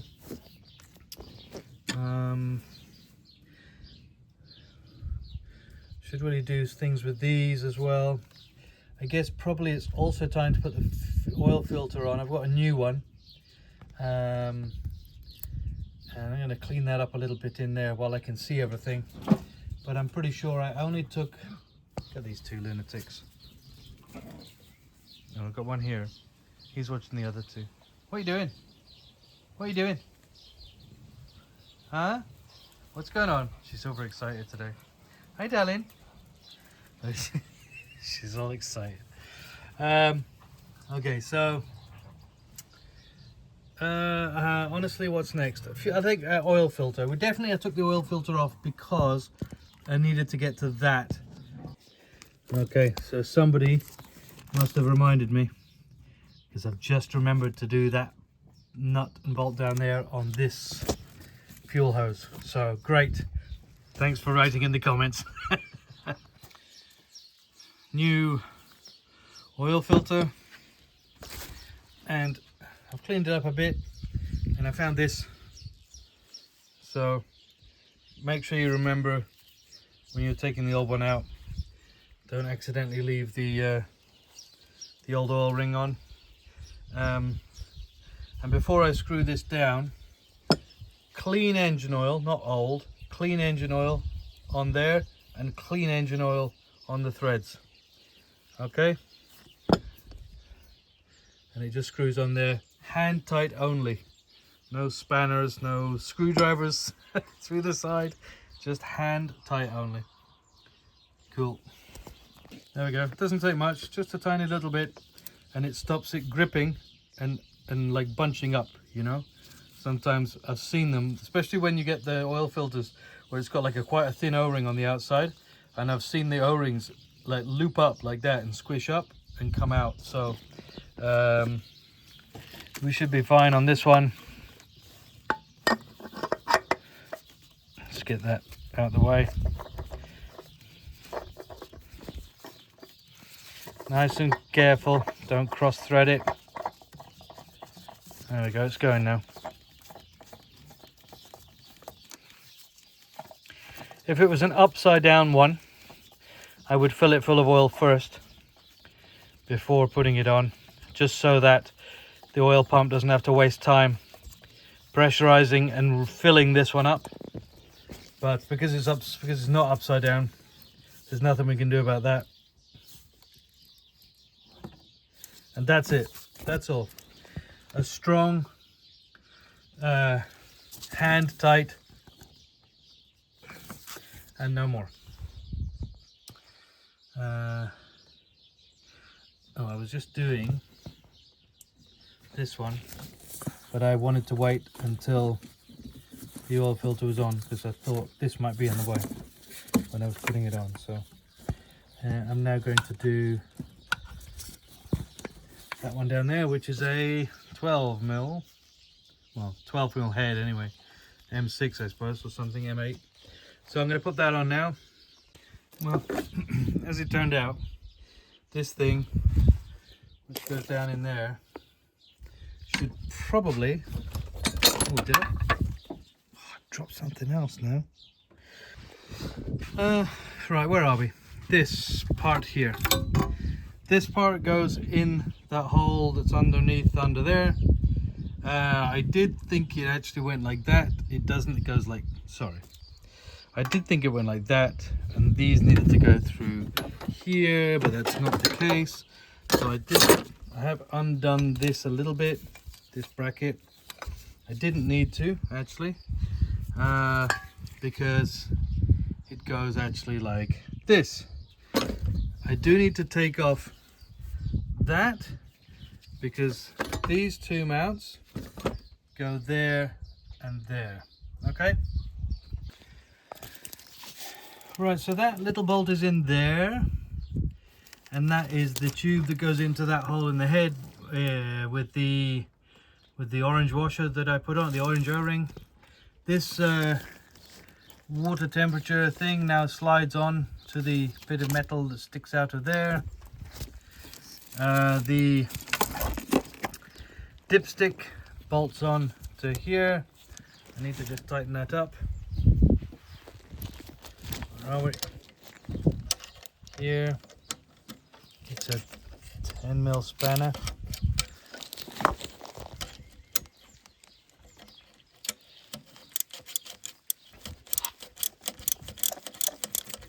And it seems like I've got the wrong bolt, so it's come through a lot. Well, if I find a shorter one, I'll use a shorter one. This needs to be bolted back on. I took that off to get this on. And it started raining again, but that's okay because we are on the home straight. And things are covered up, apart from my tea. Never mind. Okay, so there's a few pipes that need to go on here. The pipe here, I guess that's coolant. Oh look, one there, that goes on there. So those two pipes need to go on. I need to buy a new one of these. Pretty annoying. It's kind of like a T-piece. This kind of thing concerns me, that it's a bit weird looking. EGR is ready to go in. Hey Ollie. Oh, he's on a mission. Hey Ruby. Hello. Oh, she's so happy. Have you had dinner or something? Oh, they're very excited. Ah, there's Ellie. If you never thought that the house elf from Harry Potter could be cute, she's right there. Look at that. Ellie, look at me with your ears. She's got amazing ears. So pretty. So pretty. What have you got, Muzzy? Oh, this one loves to stretch. Hi. Hi. Ellie. Ellie. How you doing? You alright? She's off. She's off. Okay, right, so. Where are we? Okay. So that's the EGR going in. So the two long ones, the two medium ones, that will be the two short ones.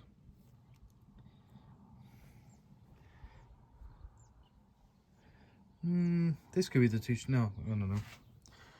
We've got extra long, medium, small, extra small. I think this extra small goes in that one, actually. Okay. I'm going to go and get a pair of pliers and nip up those water pipes first, before I bolt it in. The wind's blowing this off. Cool. Okay. And I've ordered some new vacuum hose. You can really tell it's just disintegrating, so I'm going to redo all of the vacuum hoses. Okay, so I'm just I went and watched the video again about where all the cables go. So I've got this big one comes across. This bracket was the wrong way around. There's actually a little tab and it goes onto that tab on the inlet manifold. It's not I've not tightened it up yet. So that takes the big one. The little one goes there and it goes down onto the bracket with all of the vacuum pipes on it. If I can show you here. Yeah, so that bracket there with all the vacuum and water pipes. Sorry. Down there. There you go. So it goes onto there. Those two come over. And then this one splits off. You've got one that goes to the EGR. You've got another one that goes to the throttle body. This one is wider than that one, so you won't get them muddled up. What I've done is I've got, you can see it's a lot less than it was before. Some self-amalgamating tape, and I've redone all of the parts where it was cracking and breaking off. It was all a bit like this and just breaking. So I've done everywhere where it was broken. And then so you've got those two that go off to those two, throttle body and the EGR. Let me just move this out of the way. That hole there should take that one there, so we can put that in there like that. Then you've got this one that runs down here, it goes to the injectors. It's quite easy to work out that it's not backwards and forwards, although honestly this one should go underneath because it was over the top like that. Sorry. There we go. Okay. So 1, 2, 3, 4. Then at the end of that, you've got the. Oh, I didn't put it on yet because I was getting my trusty brick to stand on. So there we go. Still need to work out what goes in there, but this should go on the camshaft sensor. Sorry, like that. And that was torqued up, I remember doing that. This, do you think it goes in there? What the hell?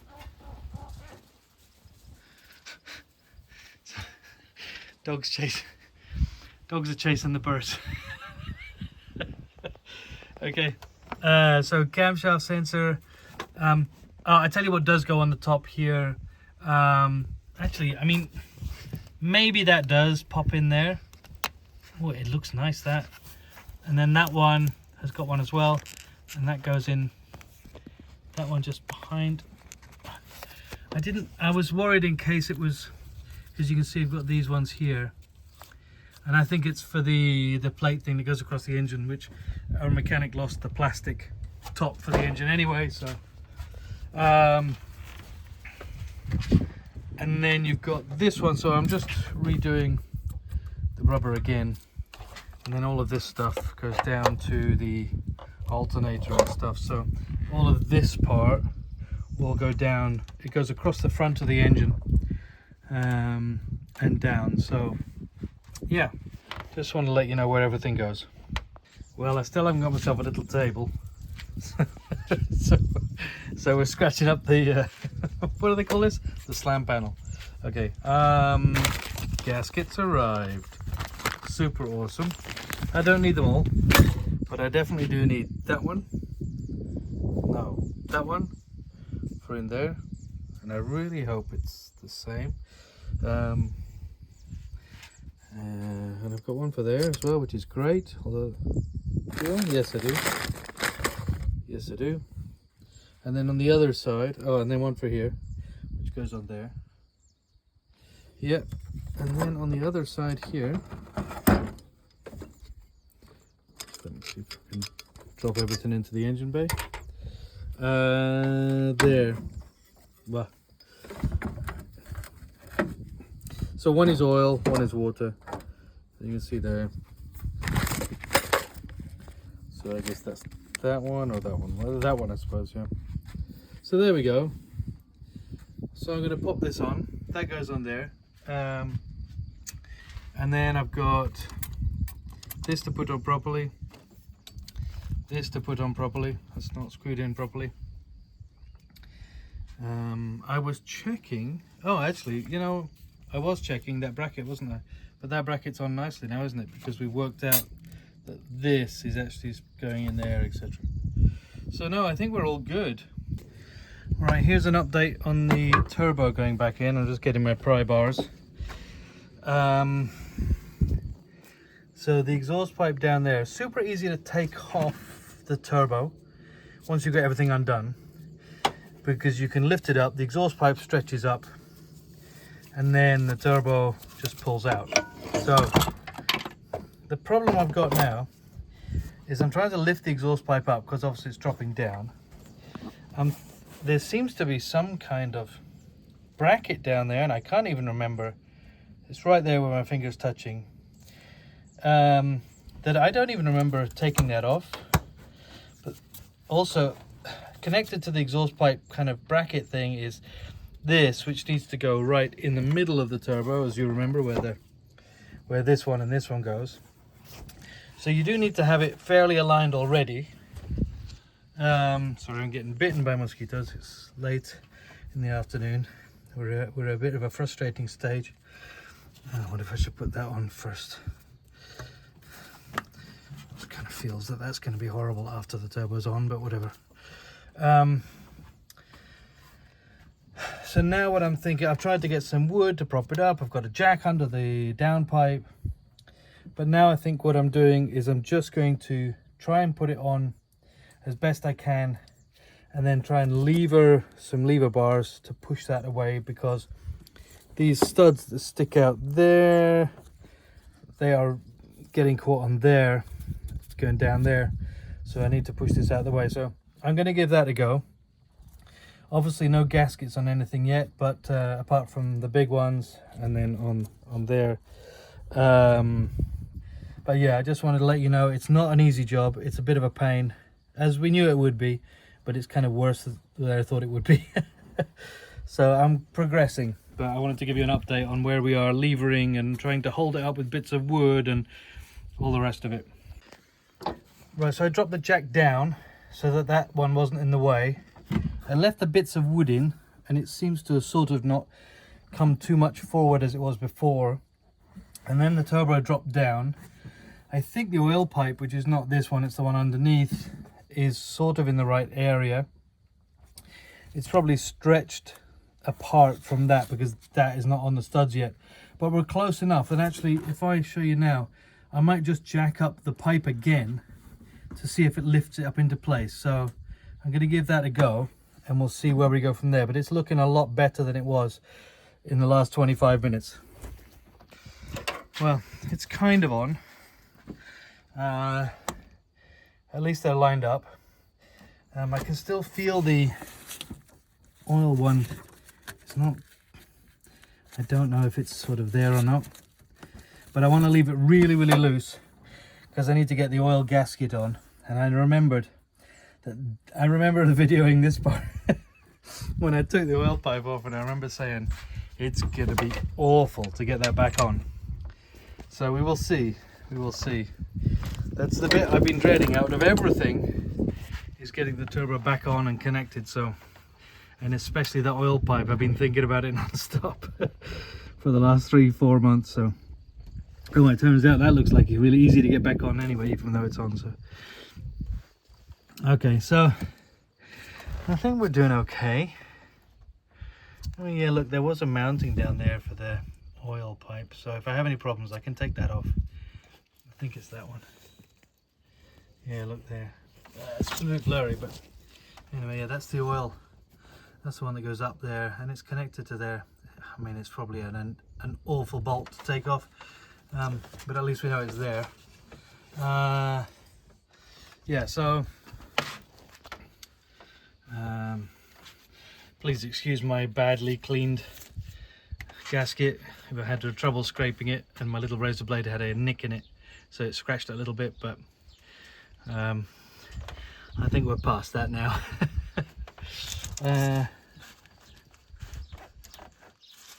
Should that steering column be that wiggly? Do you think? Should I be able to just do that with a steering column? I mean,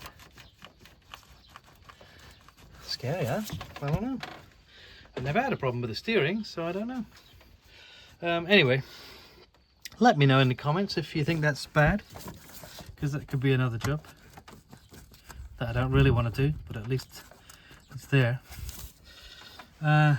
Okay. Right. So well, first thing I'm going to tackle before I do anything else. Well, I'm going to put on a couple of bolts here, but not tight at all, just finger tight, or finger on anyway. Just so I can my main concern is that oil gasket, so I'm going to do that right now.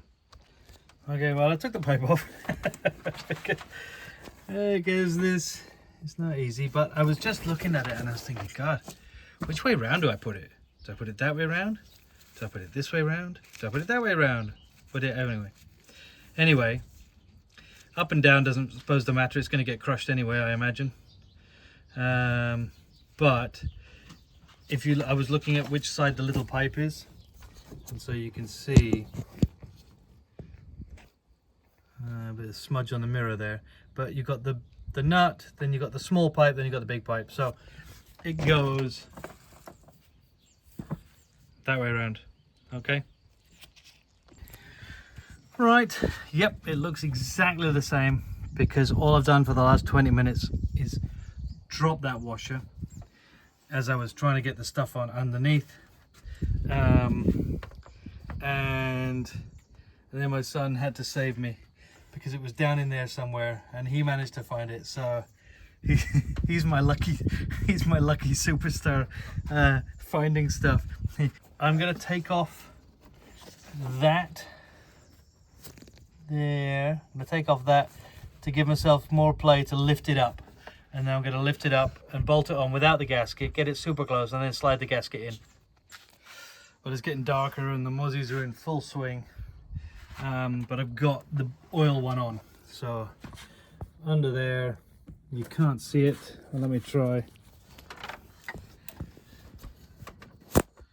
No idea. I don't know if you can see my hand or anyway, it's under there. They're both on. So I loosened off that one.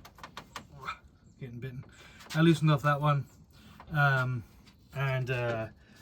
lifted it up and just tried to start putting the bolt in. The bolt went in really nicely, so I thought, well, rather than you know, crack on, I took the bolt out and just put the gasket in, and it's all gone okay. I put this in because I don't want anything falling in, but I just have that one to do down there, right center screen right there. I've got that one to do, but the gasket is in. Okay, well, I was having a real trouble getting it in, so I got the mirror out, trying to look at it, and just because you got one in and you think it's all lined up, don't be too sure. Anyway, you can see the gasket sticking out the side, just there. All right, hang on, just there. It won't focus. Sucks. Right, in the hole I got the edge of the gasket, and you can see it's all shiny where I have been. Oh, I could zoom. Look at the zoom. The freaking mirror's dirty. Let's swap it over. The mirror's still dirty. What the hell? Hang on. I can't clean it because it's... Oh, I gotta clean it on my t-shirt. Hey. Oh, my t-shirt's not that clean either. Let's pop it back in. Right, let's hold it. Look, that's better. Can you see the gasket's not actually over it? I thought it was, but check that out. Dreadful, shocking. So, gonna get a little screwdriver and pop that over so that it's, and then that'll be our problem solved. Well, miracles do happen. It's, as you can see, it's hours later. I've had a little bit of food, came back out. What are we looking at here? Showing the torch on that. Where are we looking? Oh, there. So you can see that the gasket is not hanging out the side as it was when maybe I last showed you. And because I tried to sort of push by fingers, but I tried to push that bottom bolt in, it kinked the little metal gasket and it wouldn't slide across. So I had to take the whole thing off, pull the gasket out, straighten it and put it back in. So that's tight. These are now tight. And now I'm going to do these ones on the end. And then don't forget, remember, God damn it. Remember, I loosened off that one down there. So put that one back on again. 10 mil. So tighten it back up again. Something quite satisfying about using a ring spanner successfully, and it's pretty much the best tool for these ones. So this one, and then that one. Where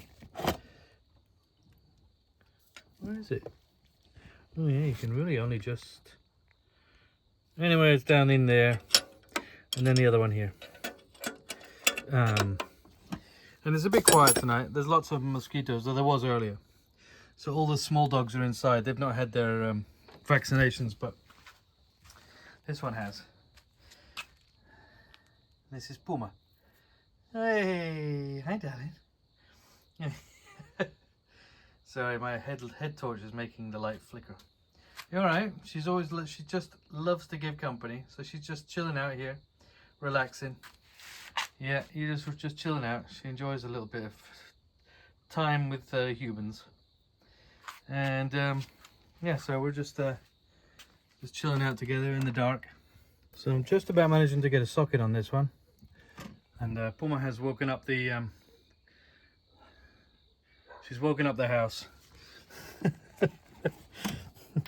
So now all the small dogs are going to come running out. Goodness me.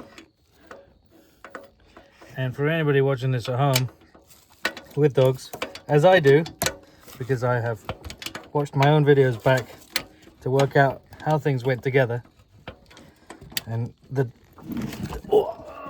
my brick slipped. That's not a euphemism. I'm standing on a brick. Did that again. It's not great. It's not a great ladder, to be honest, because it slides on the concrete. Right, okay, that's done. Heat shield. I think this is the third video segment now where I've said I'm doing the heat shield next. But anyway, I'm definitely doing it now. You've been back to sitting down again, are you? Good job. Good job. All right, so I've done the heat shield bolt, which is where is it? There. Don't forget, please. You'll thank yourself next time you take the car apart. Put some copper slip on it. Okay, I'm going in through the wheel arch. Remember, I took off the plastics on the wheel arch. My brick's in the way now. So you can get to these ones quite good. Initially we thought, oh, we don't actually have to take the heat shield off, but there is that one bolt at the top. I think I'm gonna have to loosen the ones I've done. Look, that's not quite lining up. So I'm gonna have to. I tightened up the one at the top. I'm gonna have to go back up and loosen it a bit. And I've just moved my brick. Oh. So I'll loosen this one up again. Just around here.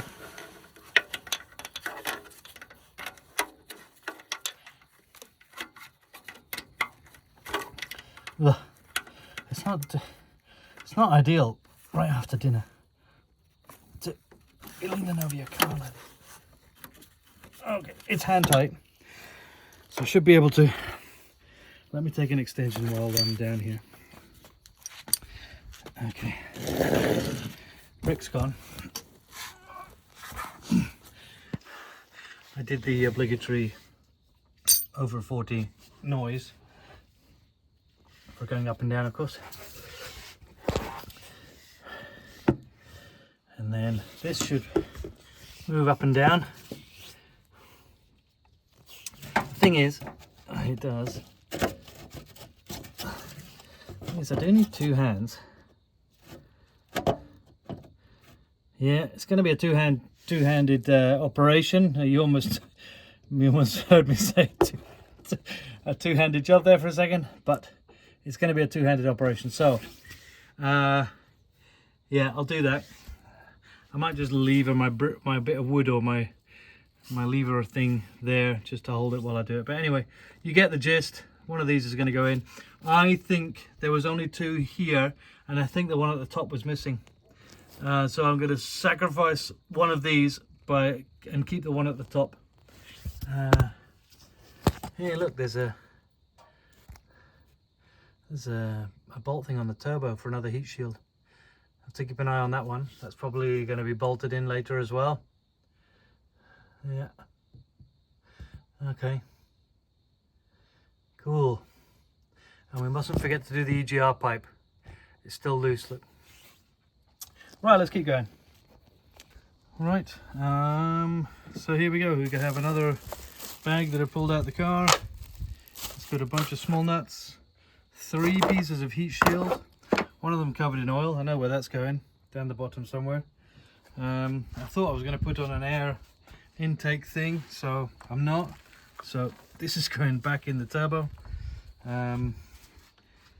Although I wonder if I need to put the tubes on. By the way, I put the clamp on. Sorry, and that doesn't seem right to me. So that goes somewhere else. So we need to keep looking for that one. Not sure. You know what I'm going to do? Tighten up the EGR. Let's tighten up the EGR. Work out where the heat shields go, and if the tubes need to go on before the heat shields, then we'll do that. Sorry, this is don't, whatever you do, don't follow my advice. It definitely doesn't go on there because I just looked where it comes from. Look at it. That is the brake servo. And what the brake servo needs, it's a massive diaphragm, and it needs vacuum, and it pressurizes the vacuum, or vacuumizes the big plate inside, and that when you press the brake, it uses the vacuum to help you move the pedal. And that's what servo assisted. This may not be servo assisted, this may be fully assisted, I don't know. So this needs to be on a vacuum, and the vacuum system should be part of the intake for the turbo. So the next part, I believe, is this one right here. Comes with the engine top plate. And I'm going to have to take out some of these bolts. So that one which I left in the engine, that one which I left in the engine. And I think I put it on before the heat shields. I'm not entirely sure, but I'm kind of feeling that way. Then I've got those 2 bolts there. Not very good in the light, sorry. Move my head torch. Those 2 need to come off. Yeah, I might continue looking and see what else there is. I'm not convinced that this is the best thing to put on right now. It seems very last minute to me. This seems like the kind of thing that goes on right at the end, you know? So I may just put it in hand tight, just loosely, with the gasket, ready to tighten up. Because that's got to go on when the wiring has to come round and all the rest of it. And I might start looking for some of these pipes and things first. So let's hold where we are and go and grab some more things and see what they look like. Right, heat shields are going on, and I just wanted to show you where they go. So this little one here is a different day, but I've come out again at Mozzie time. Okay, so this little one here, down in there, like that, back first, and then you've got 2 bolts, one on top, one on top. I've got them here. Don't forget to put some copper grease on them. And then this big one, this great big one here, this goes on, I think it's like that. There we go, like that. Yeah, 3 bolts, I think. There's one on the side down there, I think, is there? Yeah, okay. And then this one here, I think, goes on.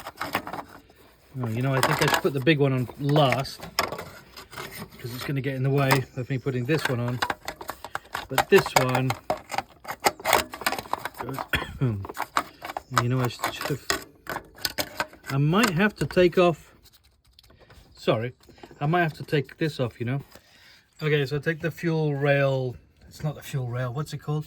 These are the glow plugs. So it's the glow plug connector, glow plug bar, let's say that. Okay, and now I have this. Look how easy. I say easy, well, there we go, one-handed. Okay, so yeah, you definitely need that bar off.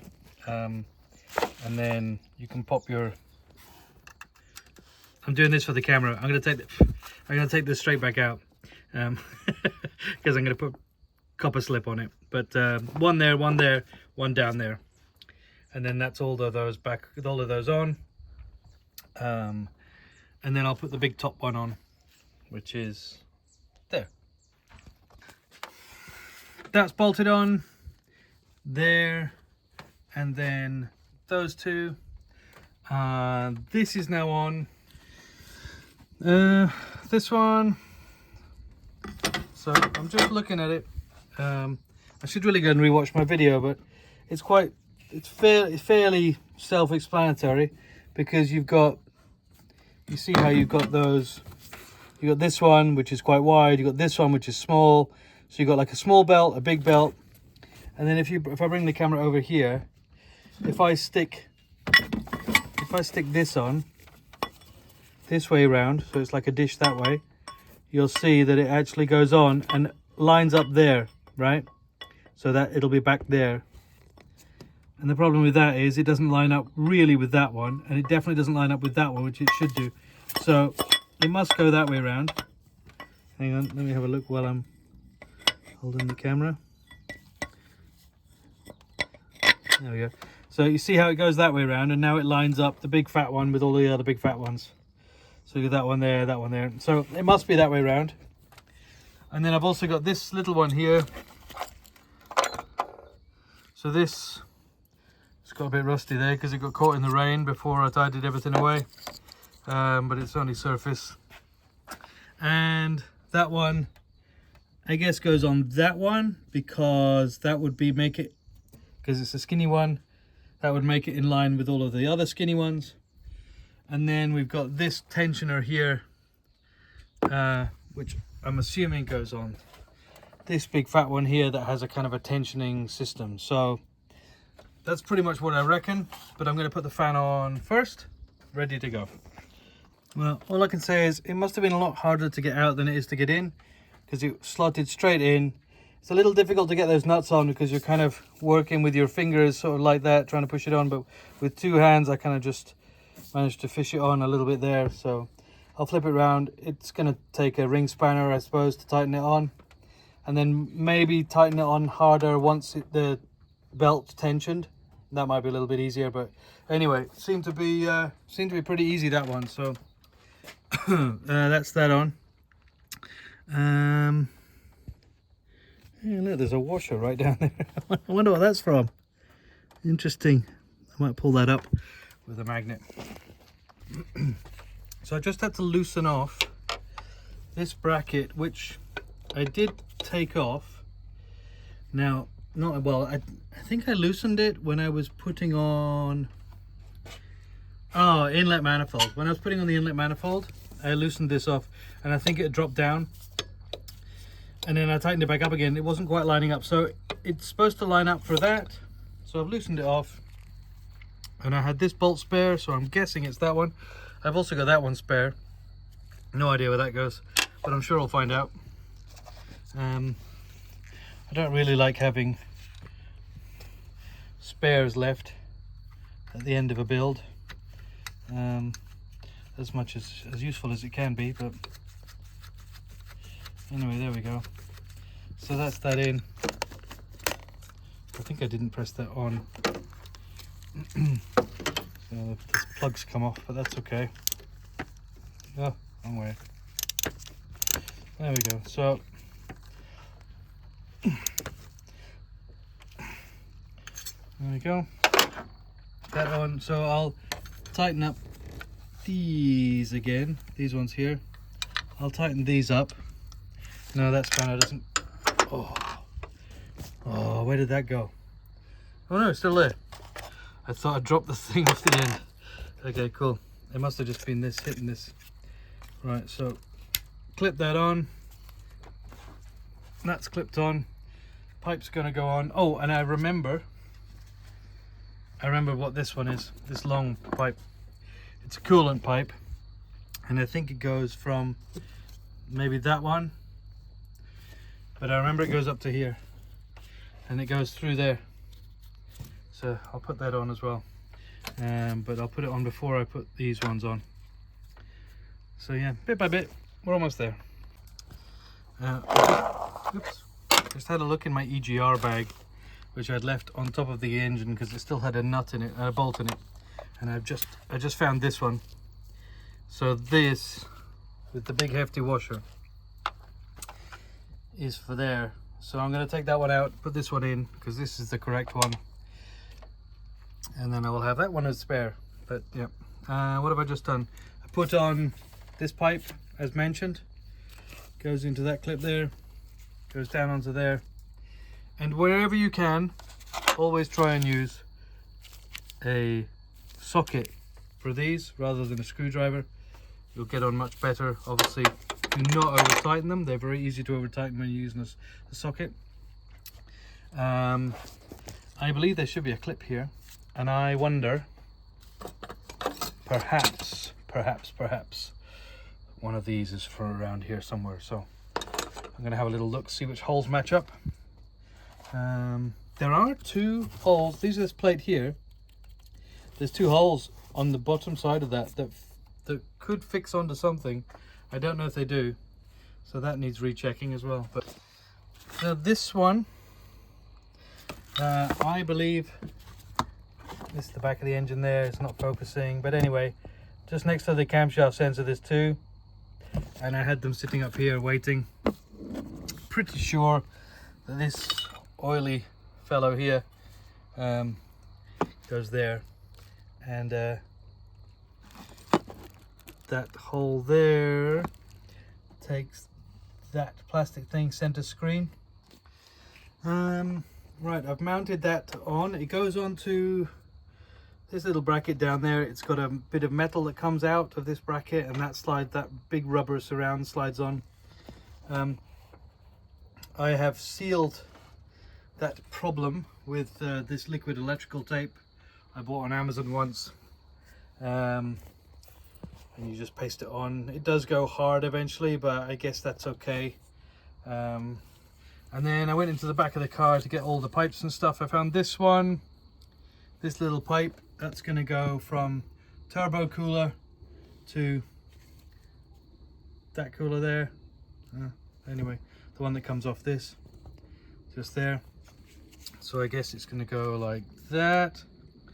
So that's on next, just down in there, from there to there, that one.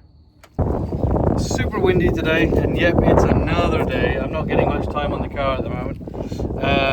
Anyway, just wanted to show you that bit down there under the big intercooler pipe, and next to the water pipe is for that. And this is the bracket where, well, it looks like this. Okay, and it goes on, that bit goes onto that one. This part, this end, no idea yet. Honestly, no idea, but definitely that goes down there, because I've just re-looked one of my early video, and right at the beginning I take a video of the engine, and this is where that sits, just right there. So I'm going to bolt it up. I don't know what happens with this part, but it probably, oh look, it's just that, it's not a bolt, it's just that. Okay, fine. So only 1 bolt on this. And it will also take, I suppose, this rubber hose. So, or maybe it's that. I don't know. Okay. Anyway, that's where this one goes. Are you busy? What are you doing with your hole? Where's your hole? You dug a hole. Can I see it? Wow. That looks amazing.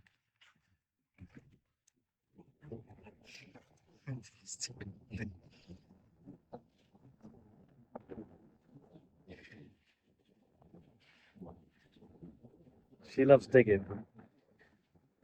So I'm going to try and cover the microphone with the wind. She loves digging, and the other 2 wait behind and try and catch him.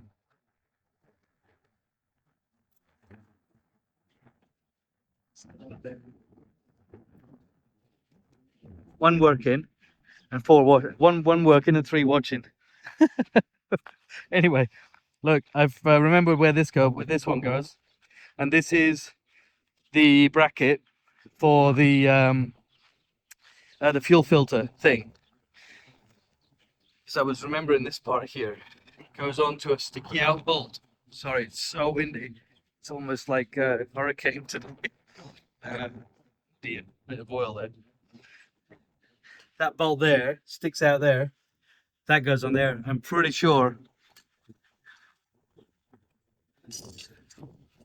goes on like that. Ah, look, look, look. Look, I even left. Oh, there's one missing. Hey, that's great. Because I've still got a couple of bolts which are extra. That one looks great. Now this is the one. Did I take that one off? Oh, I didn't take that one off yet. Okay, so I should probably take that one off.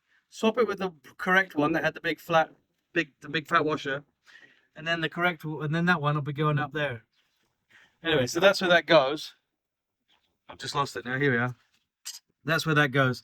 That goes on there, and then bolting onto here is the fuel filter thing, which I have in the box there. Okay, so let's do that. One of the unanswered questions from the middle of this video somewhere was, where was this one coming from? Well, no, where was it going? So this is the one that goes to the brake servo, and it goes on to that one, which is coming from those pipes down the back there. Some metal pipes that disappear. I don't know. Anyway, disappear down there somewhere. But I was looking at the video and I saw this one coming across the back of the engine and mounting into, I think this one somehow mounts into there or something like that. Anyway, but yeah, I'm pretty sure those go together. Still super windy, but I just wanted to show you where all these connections go. So this is the fuel filter going back on. You've got two lines going over to there, a big fat one and a tiny skinny one. And then you see here we've got, damn, it's all the nuts falling off. And you see we've got a big fat one there and a skinny one here. They still look the same size, but when you bring them together, they're different. The big fat one has the pump on it, and the pump sits in the bracket. The two plastic things in the bracket. And then there's two on this side. They go on those. And I've lost a clip, so I'm going to find one. And there we go. So, and it bolts on. Yeah, there's two things that go on there and there. Okay, on the throttle body. So sorry about the wind. I bet the microphone's struggling. And if I just show you here, the difference between doing up a Jubilee clip with a spanner or a screwdriver. Look how easy that is now. Imagine trying to get a long screwdriver down there. I mean, it's just fitted on the end nicely, but obviously you have to make sure you don't over tighten it. 7mm, very, very easy to do with a spanner. So always use a spanner when you can. I've been around this side of the engine. I still haven't put the belt on. I don't know why I just put that pipe on instead of the belt. That was a bit silly. Anyway, I'll do the pipe. I'll do the belt now. Sorry, I know this video is probably long enough as it is, but I just wanted to point something out here. I've been faffing around with this for, I don't know, 10, 20 minutes, whatever. And I'm just putting this little drive belt, serpentine belt, fan belt, whatever you want to call it. And I couldn't get the tensioner loose, right? I undid this all the way out, all the way in, and it was just not doing anything. And I couldn't quite get the belt over the pulley. It was just like right on the edge. And it wasn't until I undid the mounting, the actual bolt here for the pulley, that it wasn't until the pulley then slides up and down. Look at that. Okay, so you can tighten it up and loosen it off, right? And so if I tighten it up, this head goes in and then pulls the wheel out. and then if I loosen it off, it allows it to go down. But it won't go down if this is super tight, which I'd already tightened that up when I was putting it back together. So to get this tensioner to work and to be able to put this serpentine belt on, you need to loosen off the main 14mm nut on the pulley. Then that will slide down, and that will allow you to get the belt over the pulley. Sorry, now I've made it come off the other end. It's a two-hand job now, I'm afraid. But anyway, that's the reason why I couldn't get it. That's the reason why I couldn't get it done. So make sure you loosen off the bolt on the end. Right, that yellow cable that has been flapping around a little bit, it's right on the end. So this big cable comes all the way across here, it splits off there, it comes along here, one of them goes along there to the thing, it comes down. You've got the alternator on it, you've got the sensor on it, and then right on the very end of it, you've got this tiny little yellow cable. I mean, it's tiny, it's a really thin cable, and that's where it goes. There's like a plug bolted to something there, and that's where it goes. It plugs onto that. No idea what it is. Some sensor, whatever. But anyway, I remember I didn't take it off until right the last minute, because it was underneath the alternator, and I was really worried about putting the alternator back in now, not being able to see it. So I'm glad I found a space for it, but that's where it is anyway. That's where it goes. So that's that. Right, alternator's on. Yeah, didn't need this, so I need to find out where this goes. And this is big, so it's quite important, I would imagine, which is a bummer because it means it's probably right in the middle of something, like under some big oily piece. So I'm dreading finding out where I've missed that. Anyway, alternator's on, and this is the same, huh? This can go up and down, but make sure that's loose.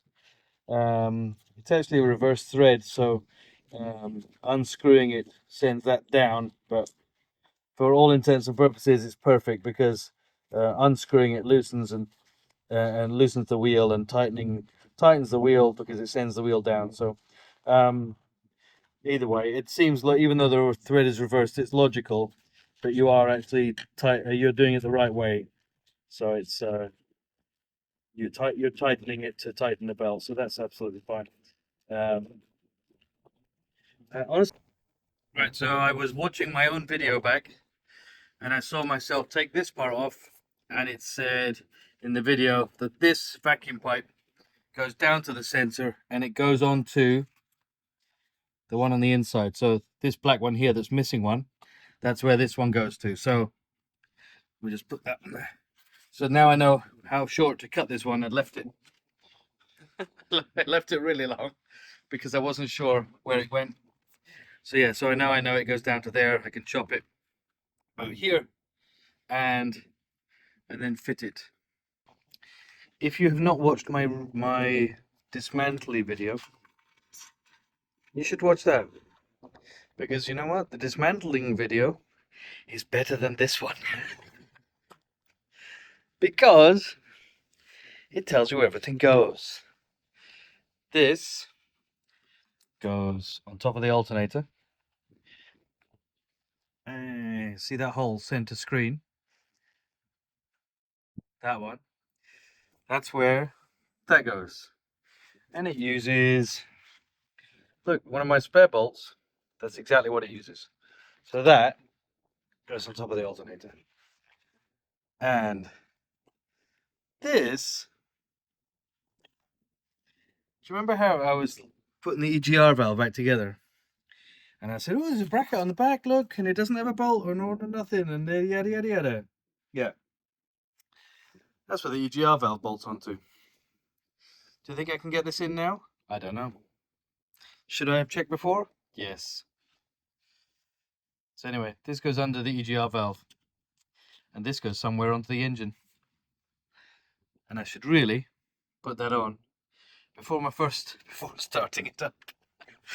So I'm going to dig around down there in the front of the engine, find out where this goes, and hopefully it's simple. Hopefully it's simple.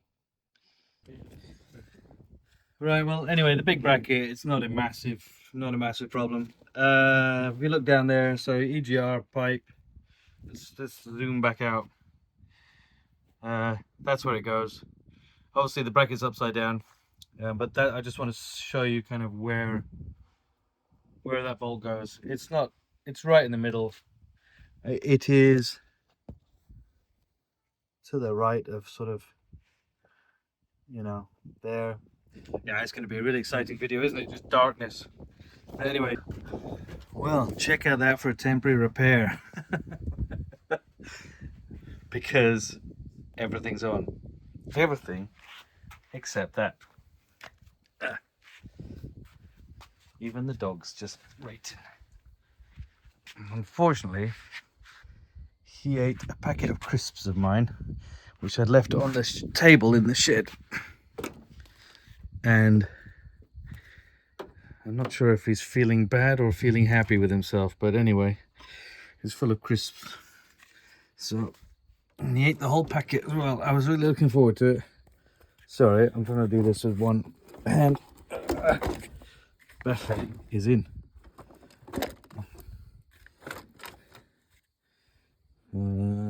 Clamps. I left the clamp on. That wasn't clever, was it? Right, I am attempting to do a startup, but I believe, because there's no, if you think of the tiny amount of fuel that goes into the cylinders, then you know it's going to take a long time for that tiny amount to flush the air out, right? I can't get to that last one. So I believe you've got to pump this pump, but to pump the pump, you've got to at least get the air way to get out. So I've cracked off all the injectors, and I'm madly watching YouTube videos on how to prime a diesel engine. And so I'm pumping this little pump in the hope that it's gonna do something, but it's not doing anything. So when I cracked it off, a little bit of pressure came out. So I'm gonna turn the key again, see if that makes any difference. Well, I'm pumping that pump thing, but I cracked off the injectors, and I'm starting to get, when I turn it over, I'm starting to get fuel leaking out. So I'm going to tighten those up again.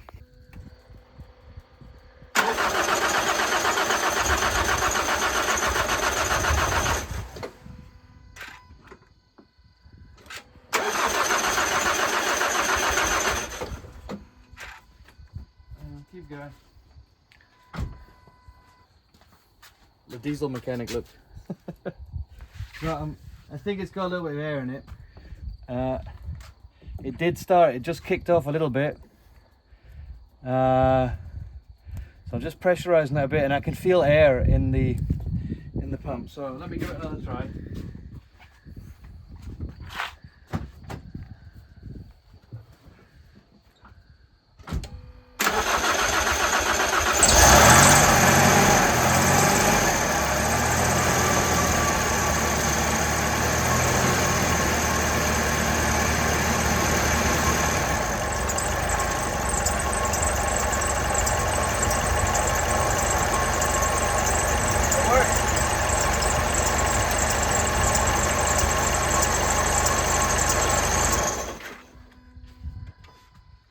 Well,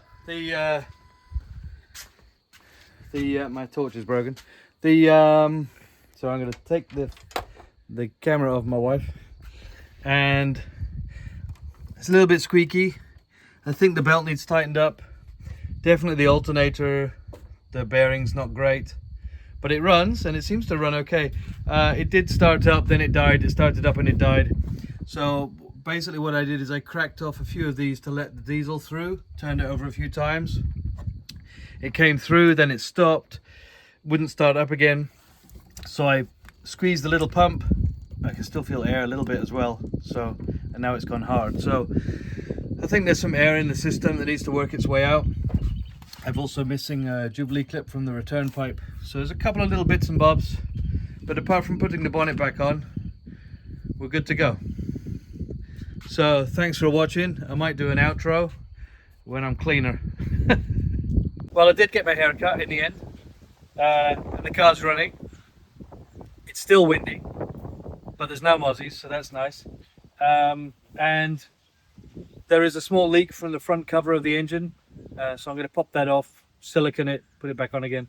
There's no pressure in the water, so that's the initial problem is gone. But because of the other issues with the car, I haven't taken it on a long drive yet, but it runs well. And I hope this video has helped you. If you're doing your own, then give me some comments, let me know how you get on. And if you want to subscribe to more adventures with the car, that would be great. Thank you very much for watching all the way to the end.